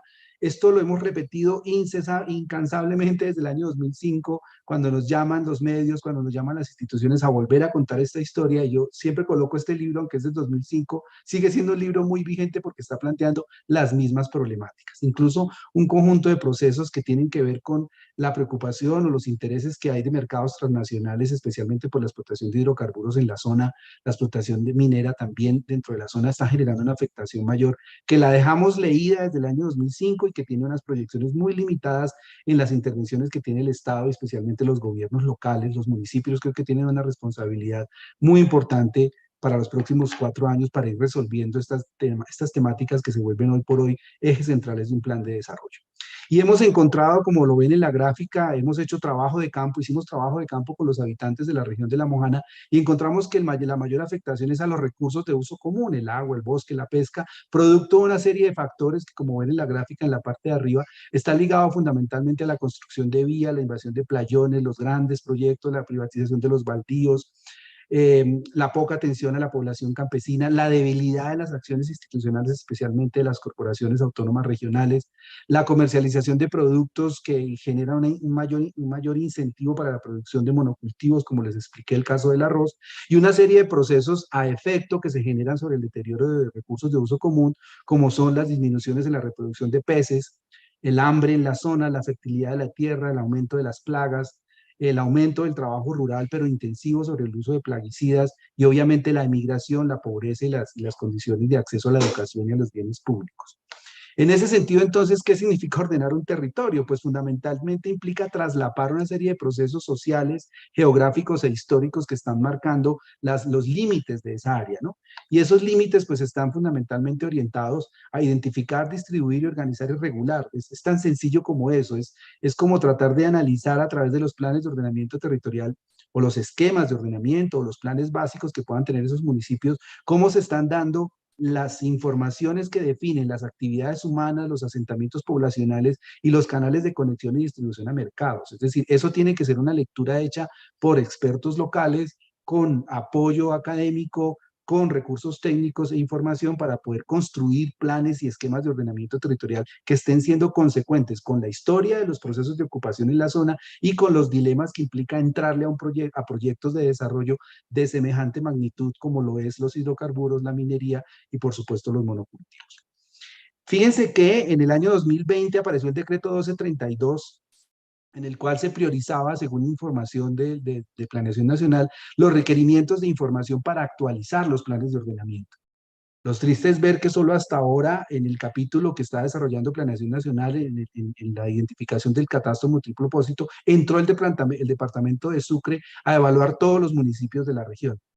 Es decir, estamos empezando a hacer ese diagnóstico hasta ahora en la actualización de los planes y esquemas de ordenamiento territorial de estos municipios, razón por la cual prevalecen actividades extractivas y dilemas del ordenamiento territorial. No obstante, que apareció un decreto en pleno proceso de pandemia, ganaron más rápidamente los sectores monocultivos, el arroz, la ganadería y la minería, y dejaron aislados a las poblaciones que están buscando alternativas económicas desde unas vías mucho más alternativas, de las cuales voy a hablar un poco más adelante.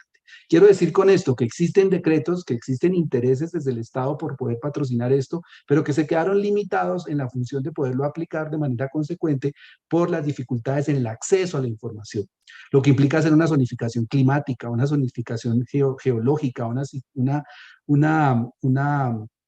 un levantamiento de información sobre pendientes, sobre capacidades de uso de suelo, sobre cobertura actual del suelo, sobre los conflictos de uso y mucho más, las necesidades de incorporar a los planes de ordenamiento territorial las fuentes de información sobre asuntos prediales, asuntos étnicos de organizaciones y base comunitaria indígena, los usos de los espacios públicos dentro de las zonas de ocupación urbana, los límites de esos espacios públicos sobre las áreas de los jarrillones y los usos privados de ciertas tierras. Entonces, fíjense que hay unos retos enormes en la producción de información específica que lo plantea este decreto 1232, que se quedó, digamos, patinando en el aire, y obviamente esto requiere, por supuesto, muchos recursos y mucha financiación para poderlo proyectar técnicamente y de manera especializada. Necesitamos hacer un enlace más fuerte entre la universidad, la academia y los municipios de esta región para apoyar la actualización de esos esquemas de ordenamiento y avanzar en ese proceso. Mientras tanto, ¿qué viene ocurriendo? Un gran discurso global sobre el crecimiento verde. La OCDE nos puso a pensar a los países en desarrollo en las condiciones de alcanzar el bienestar y la conservación del capital humano y el capital natural desde la seguridad climática, y por esa razón el crecimiento verde pues alude a los objetivos de desarrollo sostenible, y afortunadamente en esos 17 paquetes de intervención que posibilitarían un desarrollo mucho más equilibrado, el país construye un COMPES, el COMPES 3934, donde el crecimiento verde se vuelve el eje central de la competitividad del país. Ese me parece que es un punto central, eso fue el gobierno anterior, pasó de largo por todo el dilema de la pandemia, pero quedaron sentadas las bases de un COMPES de crecimiento verde, donde implicará entonces orientar las políticas hacia el uso eficiente del capital natural y la energía en los sectores productivos, las nuevas oportunidades económicas para el uso sostenible de ese capital natural y generar, por supuesto, un diálogo con los sectores privados para fomentar capacidades en ciencia y tecnología. Esto está bien a escala regional, a escala de país, a escalas departamentales, pero cuando bajamos el proceso hacia los recursos naturales, pues vamos a ver las necesidades económicas que esto implica, y las cifras son bastante complejas. Para generar, por ejemplo, restauración de suelos agrícolas, en más o menos 160 millones de hectáreas que implica para el país, se podrían generar 84 millones de dólares en beneficios económicos globalmente. Entonces, fíjense el potencial que tiene el recurso natural para convertirlo en un valor de capital natural susceptible de poder generar desarrollo e inversiones en la zona.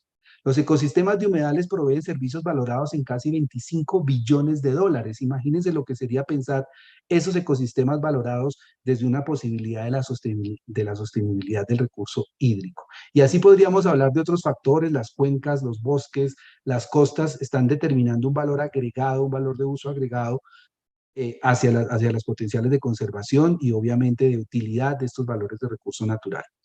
Aparecen Manuel, entonces, sí, Manuel, nos quedan 5 minuticos. Gracias. Sí, ya voy terminando. En ese proceso entonces aparecen las soluciones basadas en la naturaleza, que es un paradigma que viene de Europa, viene de las agencias de la Unión Europea para plantear acciones y proteger y gestionar de manera sostenible y restaurar ecosistemas naturales.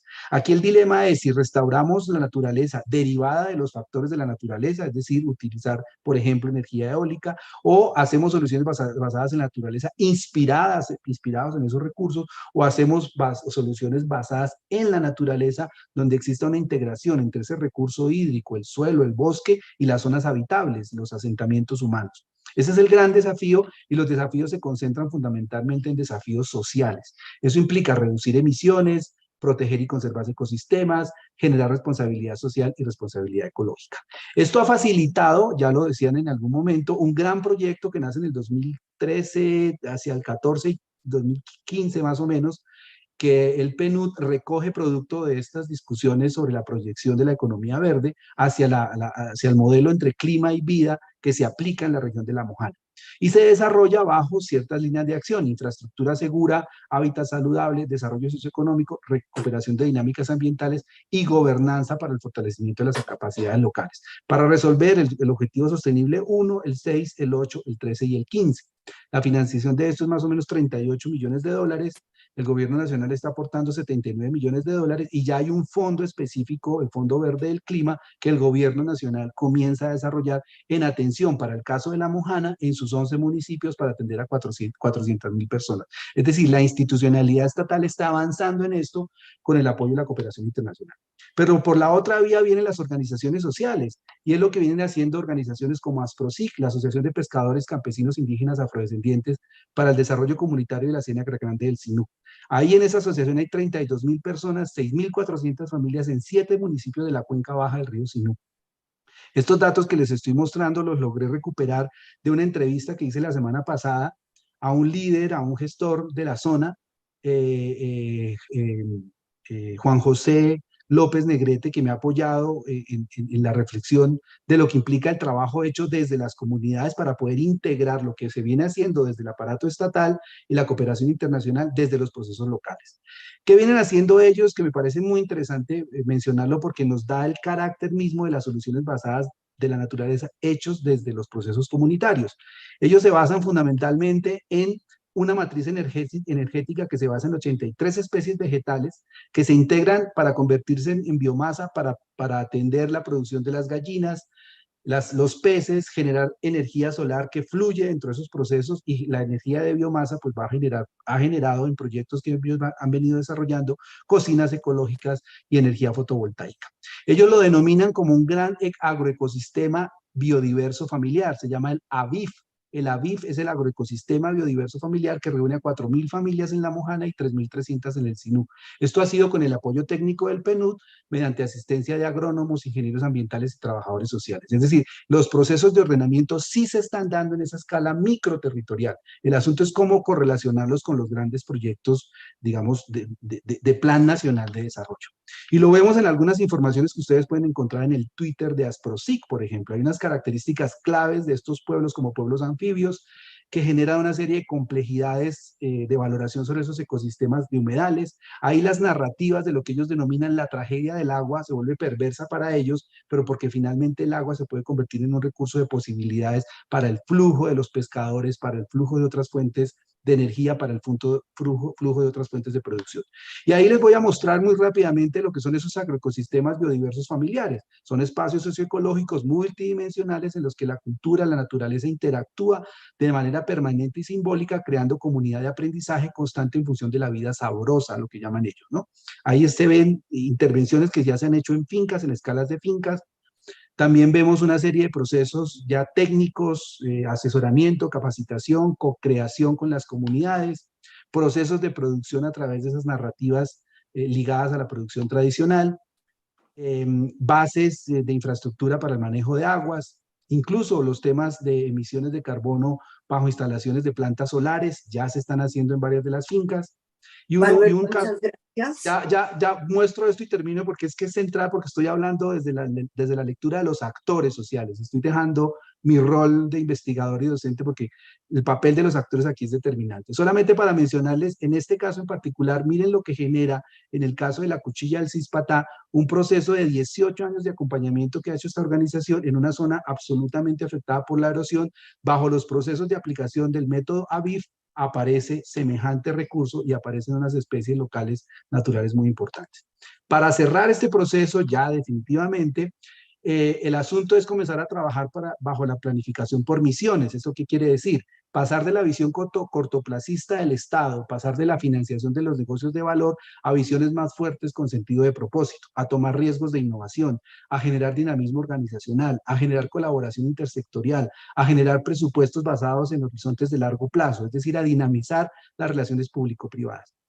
Eso lo dice Mariana Mazzucato, una de las asesoras del gobierno nacional, que está planteando cómo prever las misiones y los proyectos nacionales a través de estructuras de intervención multinivel. Esto querría decir pasar de esa dimensión aplicada de las agencias de cooperación internacional hacia procesos de intervención, como lo estoy mostrando en esta gráfica. De pronto ahora más adelante podemos detallarla un poco más, si hay preguntas sobre ello, pero aquí lo que estoy mostrando es que sí existe un flujo de relaciones entre la cooperación internacional y las dinámicas que hacen las comunidades en función de las intervenciones directas en términos de alianzas para la infraestructura, el desarrollo económico, la recuperación de dinámicas ambientales y el hábitat saludable. Esto finalmente nos lleva a hablar de la gobernanza adaptativa, que implicará pues obviamente otro escenario para el diálogo. Gracias. Muchas gracias, Manuel. Muchas gracias por ahondar en esos procesos sociales, históricos, ver las posibilidades de ese territorio y también el origen de todos esos problemas socioambientales con tantos intereses, con tantos intereses particulares, y también mostrar al mismo tiempo lo que están haciendo las comunidades por su territorio, por adaptarse.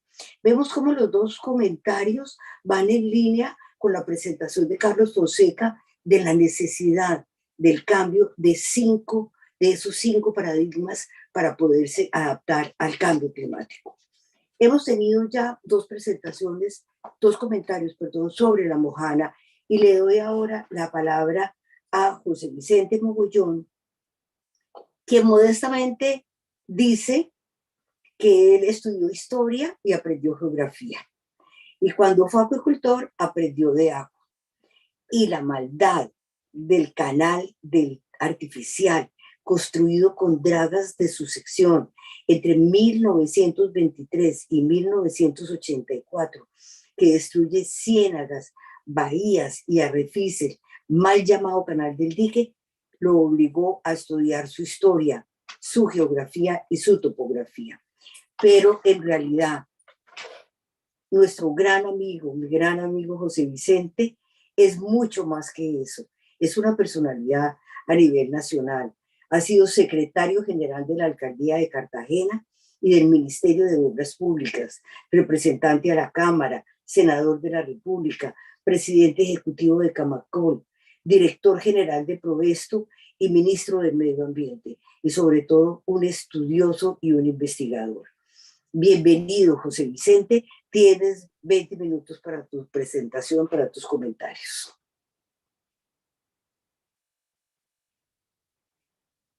Muchísimas gracias, Elsa Matilde. Te mando un gran abrazo. Y, señores, muchísimas gracias por esta invitación. Me complace mucho poderme dirigir a ustedes y les deseo que tengan un buen paso por el Canal del Dique. Hay muchas similitudes y muchas diferencias entre el Canal del Dique y la Mojana. A primera vista, tienen varias cosas en común. Lo primero es la abundancia de agua y lo segundo es el tamaño.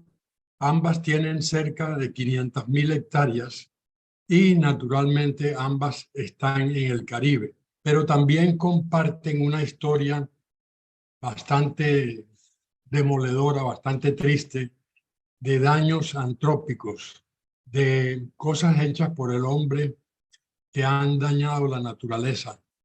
Y quiero contarles pues de que esto comenzó en 1650. Don Pedro Zapata de Mendoza era gobernador de Cartagena, hizo un préstamo a las Clarisas personal y construyó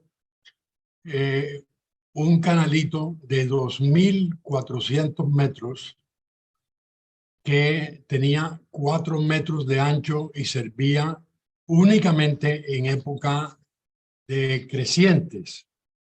Quiero leer una descripción que hizo del Canal del Dique Manuel de Anguiano, que fue un geógrafo y un cartógrafo muy notable español que se casó con cartagenera, participó en la independencia y que fue fusilado, fue uno de los mártires ejecutados por Morillo en 1816. Manuel de Anguiano se refería para describir el Canal del Dique así: el dique es un canal que comunica en tiempo de crecientes las aguas del Magdalena con las del mar. Quiero subrayar lo que dice, en tiempo de crecientes, no en verano. El dique solamente servía durante las crecientes y comunicaba las aguas del Magdalena con las del mar por la boca de Matunilla a Sotavento de la Plaza, en cuya estación es muy útil su navegación para el comercio que conduce sus efectos por agua desde Cartagena a salir al Magdalena y aguas arriba hasta la villa de Honda, 3 o 4 jornadas de la capital de Santa Fe, sin contar otras entradas por los demás ríos que desaguan en aquel. En fin, esa era la importancia y el significado del dique. Como ven ustedes por este cuadro, el 97% de los metros cúbicos movidos lo fueron entre 1923 y 1984, habiendo sido en 1950-52 cuando se comunicó con la bahía de Cartagena. Para hacerlo, hubo necesidad de quitar una loma, la loma de Paricuica, que presenta los únicos barrancos que se ven entre la bahía de Cartagena y Calamar. Cuando uno navega, esos son los únicos barrancos de casi 1 kilómetro, lado y lado, que tiene el Canal del Dique. Esa loma de Paricuica separaba lo que era la salida natural del dique hacia el suroeste de lo que es la bahía de Cartagena, de lo que era el estero de Pasacaballos, que separaba a la isla de Barú del continente. Ese estero, hoy destruido, es uno de los más graves daños antrópicos. Hace mucha falta a los pescadores y hoy en día, por ejemplo, permitiría a los turistas que regresan de las Islas del Rosario por la tarde a gozar de un mar tranquilo, puesto que la bahía de Barbacoas está protegida por la isla de Barú, y luego salir directamente por un renovado estero hacia el estero de Pasacaballos, hacia la bahía de Cartagena. Como ustedes pueden ver, la mayor cantidad, casi el 50% de los dragados tuvieron lugar entre 1981 y 1984. En esa fecha, Ecopetrol comenzó a transportar hidrocarburos entre Barranca Bermeja, entre la refinería de Barranca Bermeja y la refinería de Cartagena, que fue adquirida por Ecopetrol a la Andean, a la Standard Oil, en 1973.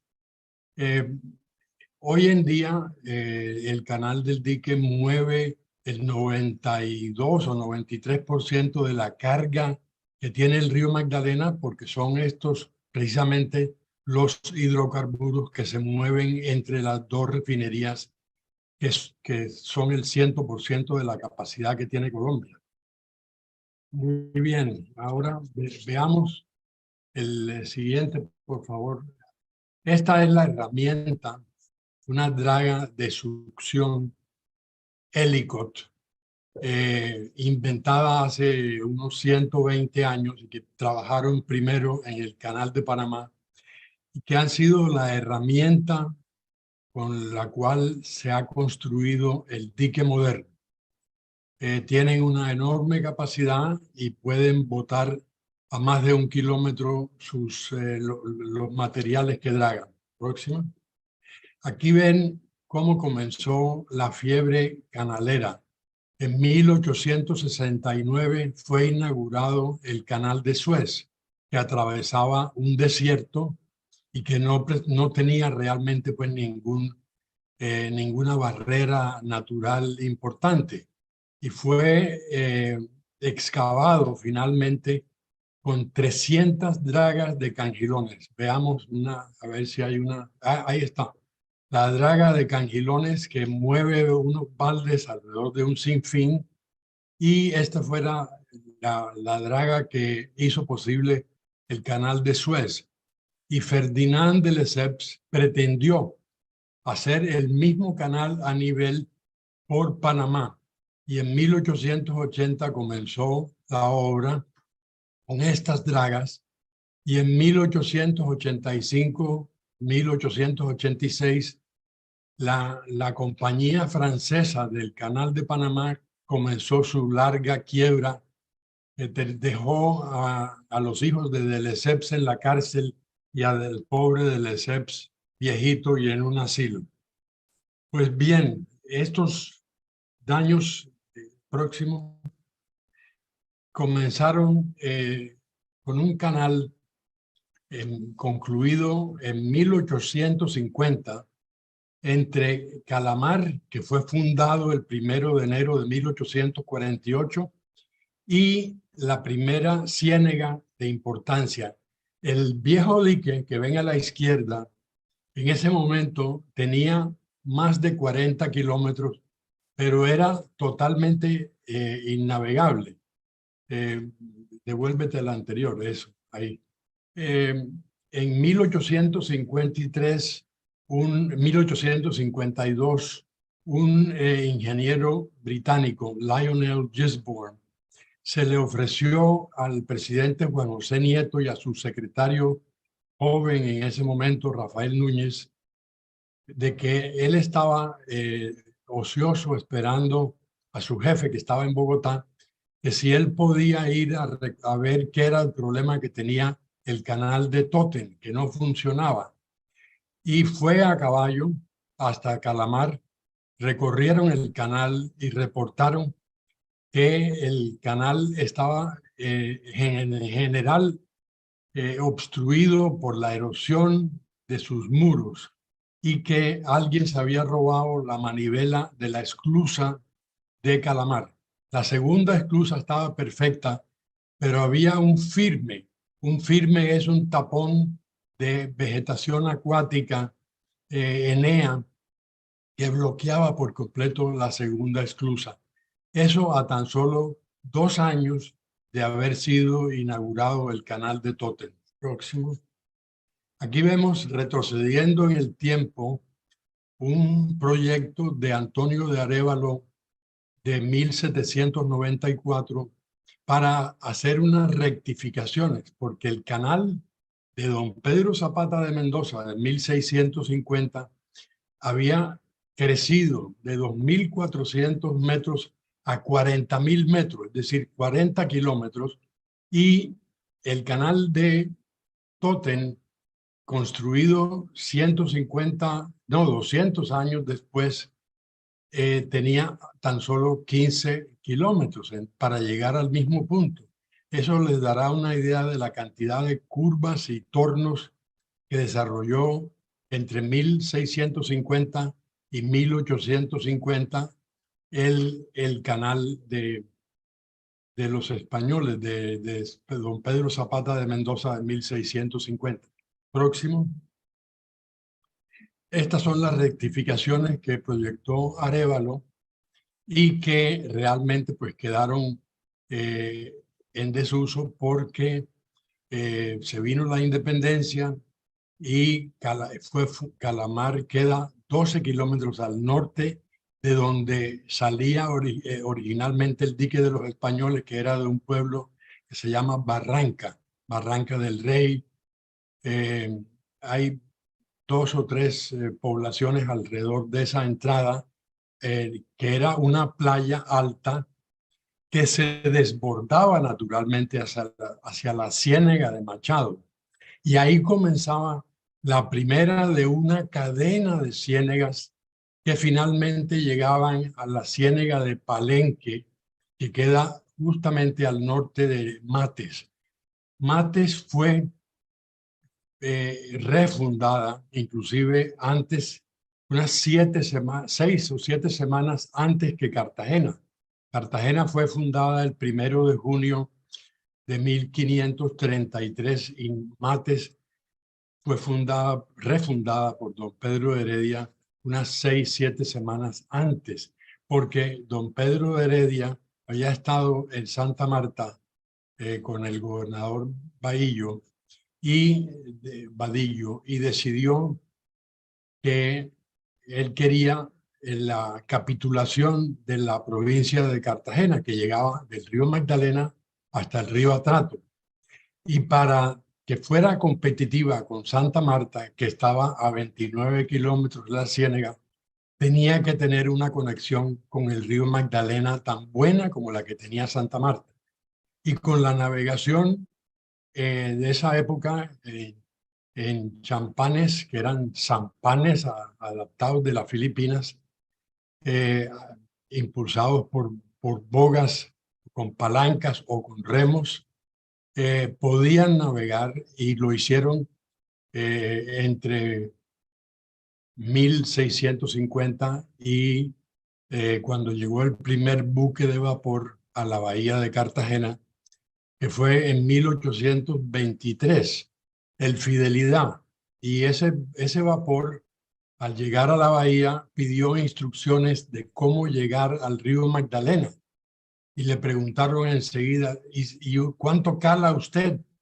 Y él dijo, 1 metro. Y a pesar de que es muy poquita agua, el canal solamente tenía 20 centímetros de profundidad, aún en épocas decrecientes.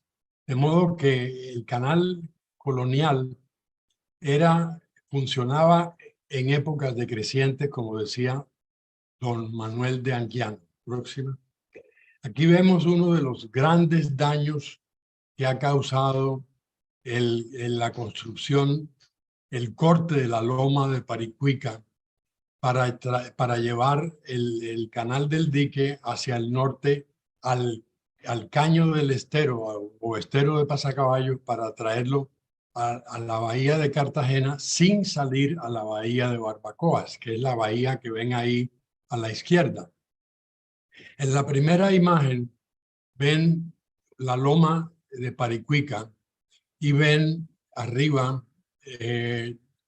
donde se construiría en un futuro el canal de Lequerica, el caño de Lequerica. Ahí abajo ven la ciénaga de Matunilla, donde se desarrollaría el canal, el caño de Matunilla. Quiero contarles por qué se hicieron estos dos caños. Resulta que la Junta de Canalización del Canal del Dique, cuando logró en 1952 traer el dique hasta la bahía de Cartagena, se asustó con lo que vieron que estaba pasando en la bahía de Cartagena en materia de sedimentación. Se comenzó a formar un delta que ya hoy tiene 4.1 kilómetros en un punto donde la bahía tiene solamente 6 kilómetros entre Pasacaballos y los bajos de Caño del Oro. De manera que si sigue con la velocidad que lleva de 108 metros lineales cada año, en unos 6 o 7 años comenzará a rellenar el canal de navegación interno de la bahía de Cartagena. De ese canal de navegación dependen no solamente las refinerías de Mamonal, sino toda la zona industrial de Cartagena y la propia bahía. Acaba de salir hace unos minutos de la bahía aquí que tengo en la ventana un barco de la Mediterranean Shipping Company de turismo. De ellos vienen a Cartagena normalmente más de 100 por año y alimentan la economía popular de una manera importante. Seguramente muchos de ustedes se han encontrado con norteamericanos, europeos, vagando por la ciudad vieja en grupos. Esos llegan a Cartagena en esos barcos y prácticamente el 42% de la carga de Colombia se mueve por esta bahía.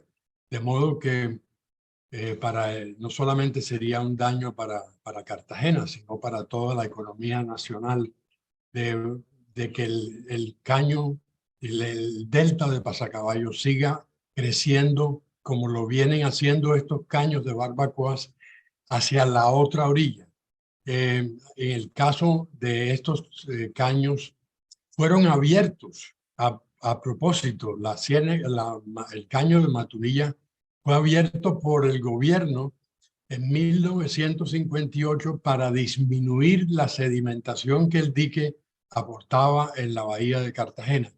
Y Lequerica, unos 3 años después, en 1961, y se llama así porque Antonio Lequerica era miembro de la junta directiva y él se había opuesto en principio a que se abriera un segundo caño porque había visto los daños que ya estaba causando Matunilla.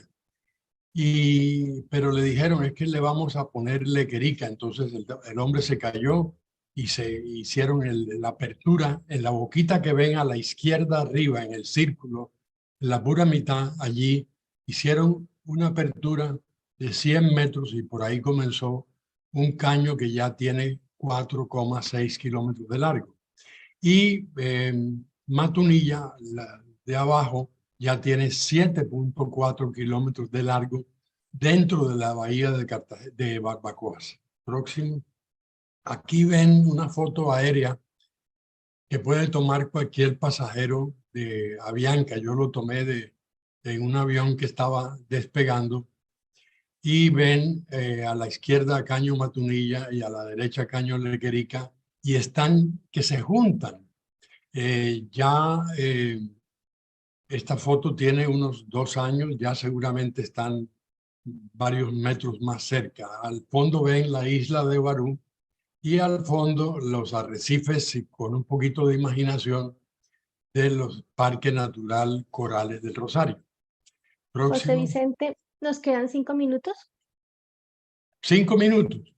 Sí, señora. Señor, perdón. Uy, a mí se me hicieron como 3 minutos. Bueno, aquí ven la salida original que se pretende restaurar desde de la que se llamaba Ciénega de Matuna, que era un cuerpo de agua que desapareció, ya la gente no lo identifica. Pero esta ciénega era 2,5 veces el tamaño de la bahía de Cartagena, para darles una comparación. Y tiene arriba un caño que fue excavado al mismo tiempo que hicieron el caño para comunicar el río Magdalena con la Ciénega de Machado en 1650. También excavaron este pequeño caño que separó la isla del Cobado del continente. Por eso se llama en lengua e idioma cartagenero Caño Cobado. Y la mayor cantidad de agua salía hacia el suroeste por las bocas que ven allí. Inclusive ven la boca de Matuna, que era la principal en esa época. De modo que eso es el próximo, lo que se pretende restaurar, la salida natural del canal del dique. Y aquí ven en azul el canal de 1952 y en verde ven el corte de la loma de Paricuica, que ya lo habíamos visto en las fotos. Y quiero también señalar el oleoducto de la Andean, que fue entregado a Ecopetrol en 1973. Y ese oleoducto fue reemplazado operacionalmente por el río Magdalena y el canal del dique para el transporte de hidrocarburos entre el puerto de Cartagena y la ciudad productora Barranca Bermeja. De modo que esta gráfica fue publicada por la Presidencia de la República en 1952. El ministro de Obras Públicas era don Jorge Leiva, y el presidente era Laureano Gómez. El presidente titular encargado era Roberto Urdaneta. Bueno, próximo. Aquí ven una comparación en cómo era el estuario original con lo que era en 1988, una foto de los franceses publicado en un libro que se llama Desde el satélite, y ven cómo se ha sedimentado pues el sistema de ciénegas. Y actualmente pues la sedimentación, como vieron por las otras imágenes, está generando en la parte alta de la bahía de Barbacoas. El estero de Pasacaballo dejó de existir y dentro de la propia bahía de Cartagena. Próxima. Ya, yo creo que me despido de ustedes diciendo que tengo muchas esperanzas que las imágenes que mostró el doctor Carlos Fonseca en su presentación se conviertan en realidad, y es un proceso que entiendo que va muy bien. Gracias. Muchas gracias, José Vicente. Realmente apasionante oír esa historia del canal, historias que muy poquitas personas conocen, inclusive creo que ni los mismos cartageneros. Una historia de desaciertos, una historia que nos invita a conocer mucho más, y realmente vuelven a juntarse las presentaciones de la necesidad de cambiar los paradigmas y tener unas medidas de adaptación muy contundentes y muy rápidas. Tenemos dos preguntas del público, de las personas que nos están acompañando, que agradecemos que hayan estado con nosotros. Y una creo que podría ser para Manuel, las dos son sobre la Mojana, y es: ¿hay censo de los propietarios afectados?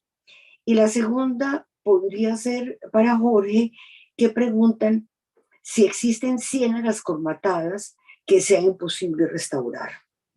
Entonces les doy la palabra para que antes de que hagamos el cierre del foro.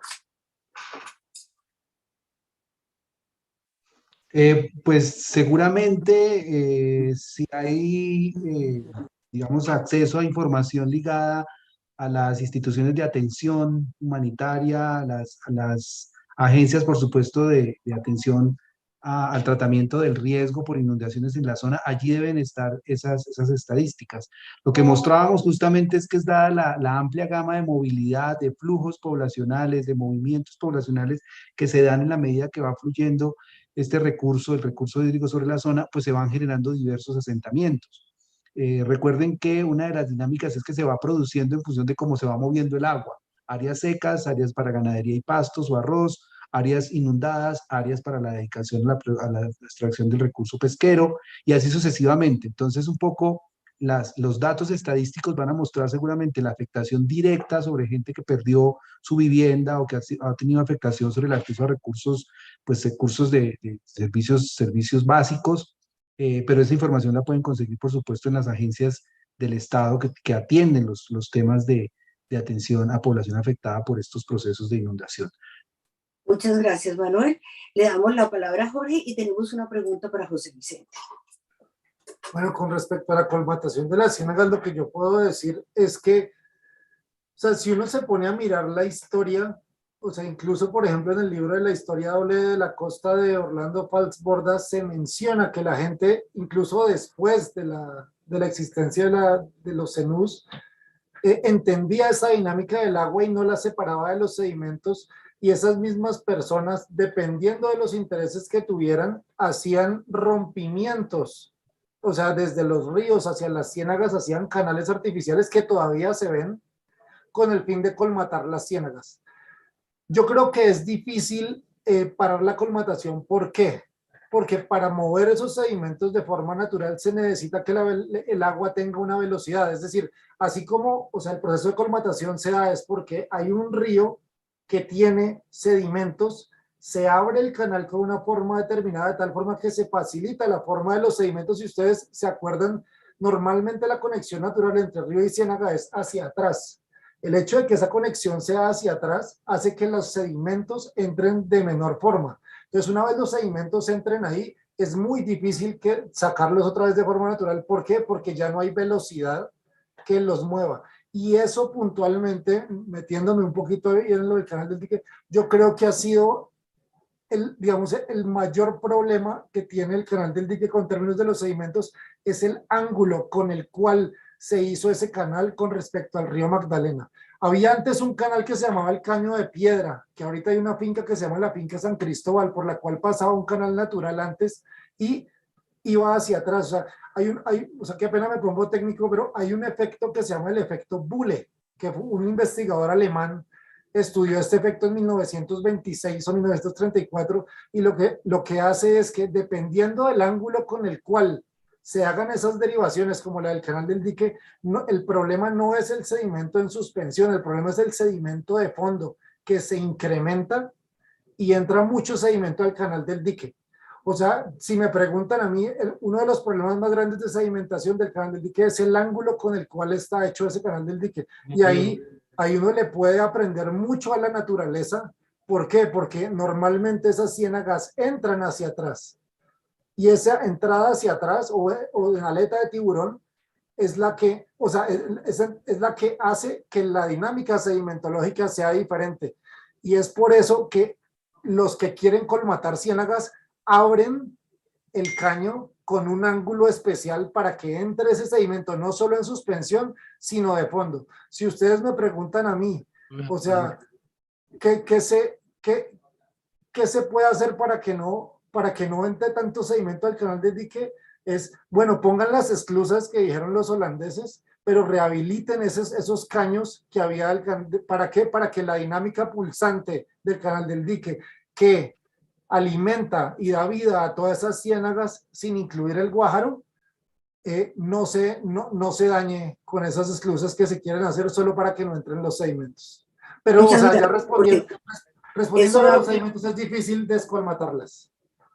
Muy bien, muchas gracias. Eso da pie a la pregunta para José Vicente, que es, ¿las rectificaciones del canal deberían haber generado menos dragados en el canal y quizás más dragados en la bahía?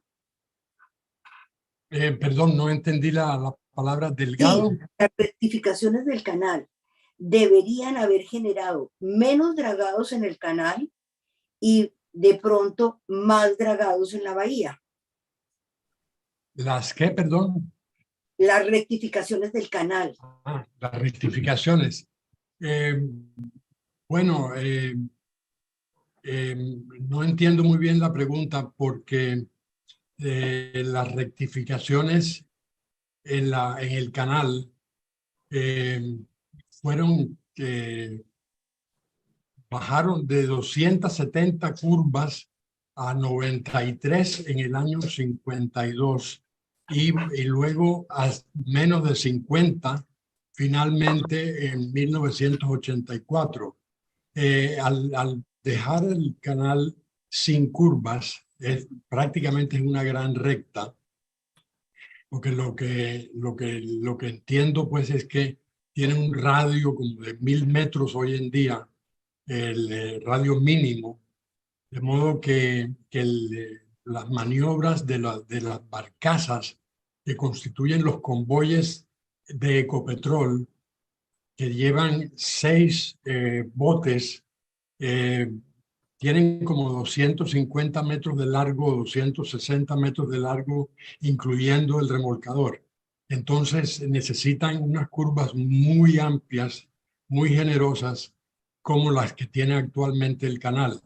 Pero obviamente, mientras más generosas son las curvas, mayor sedimento arrastra.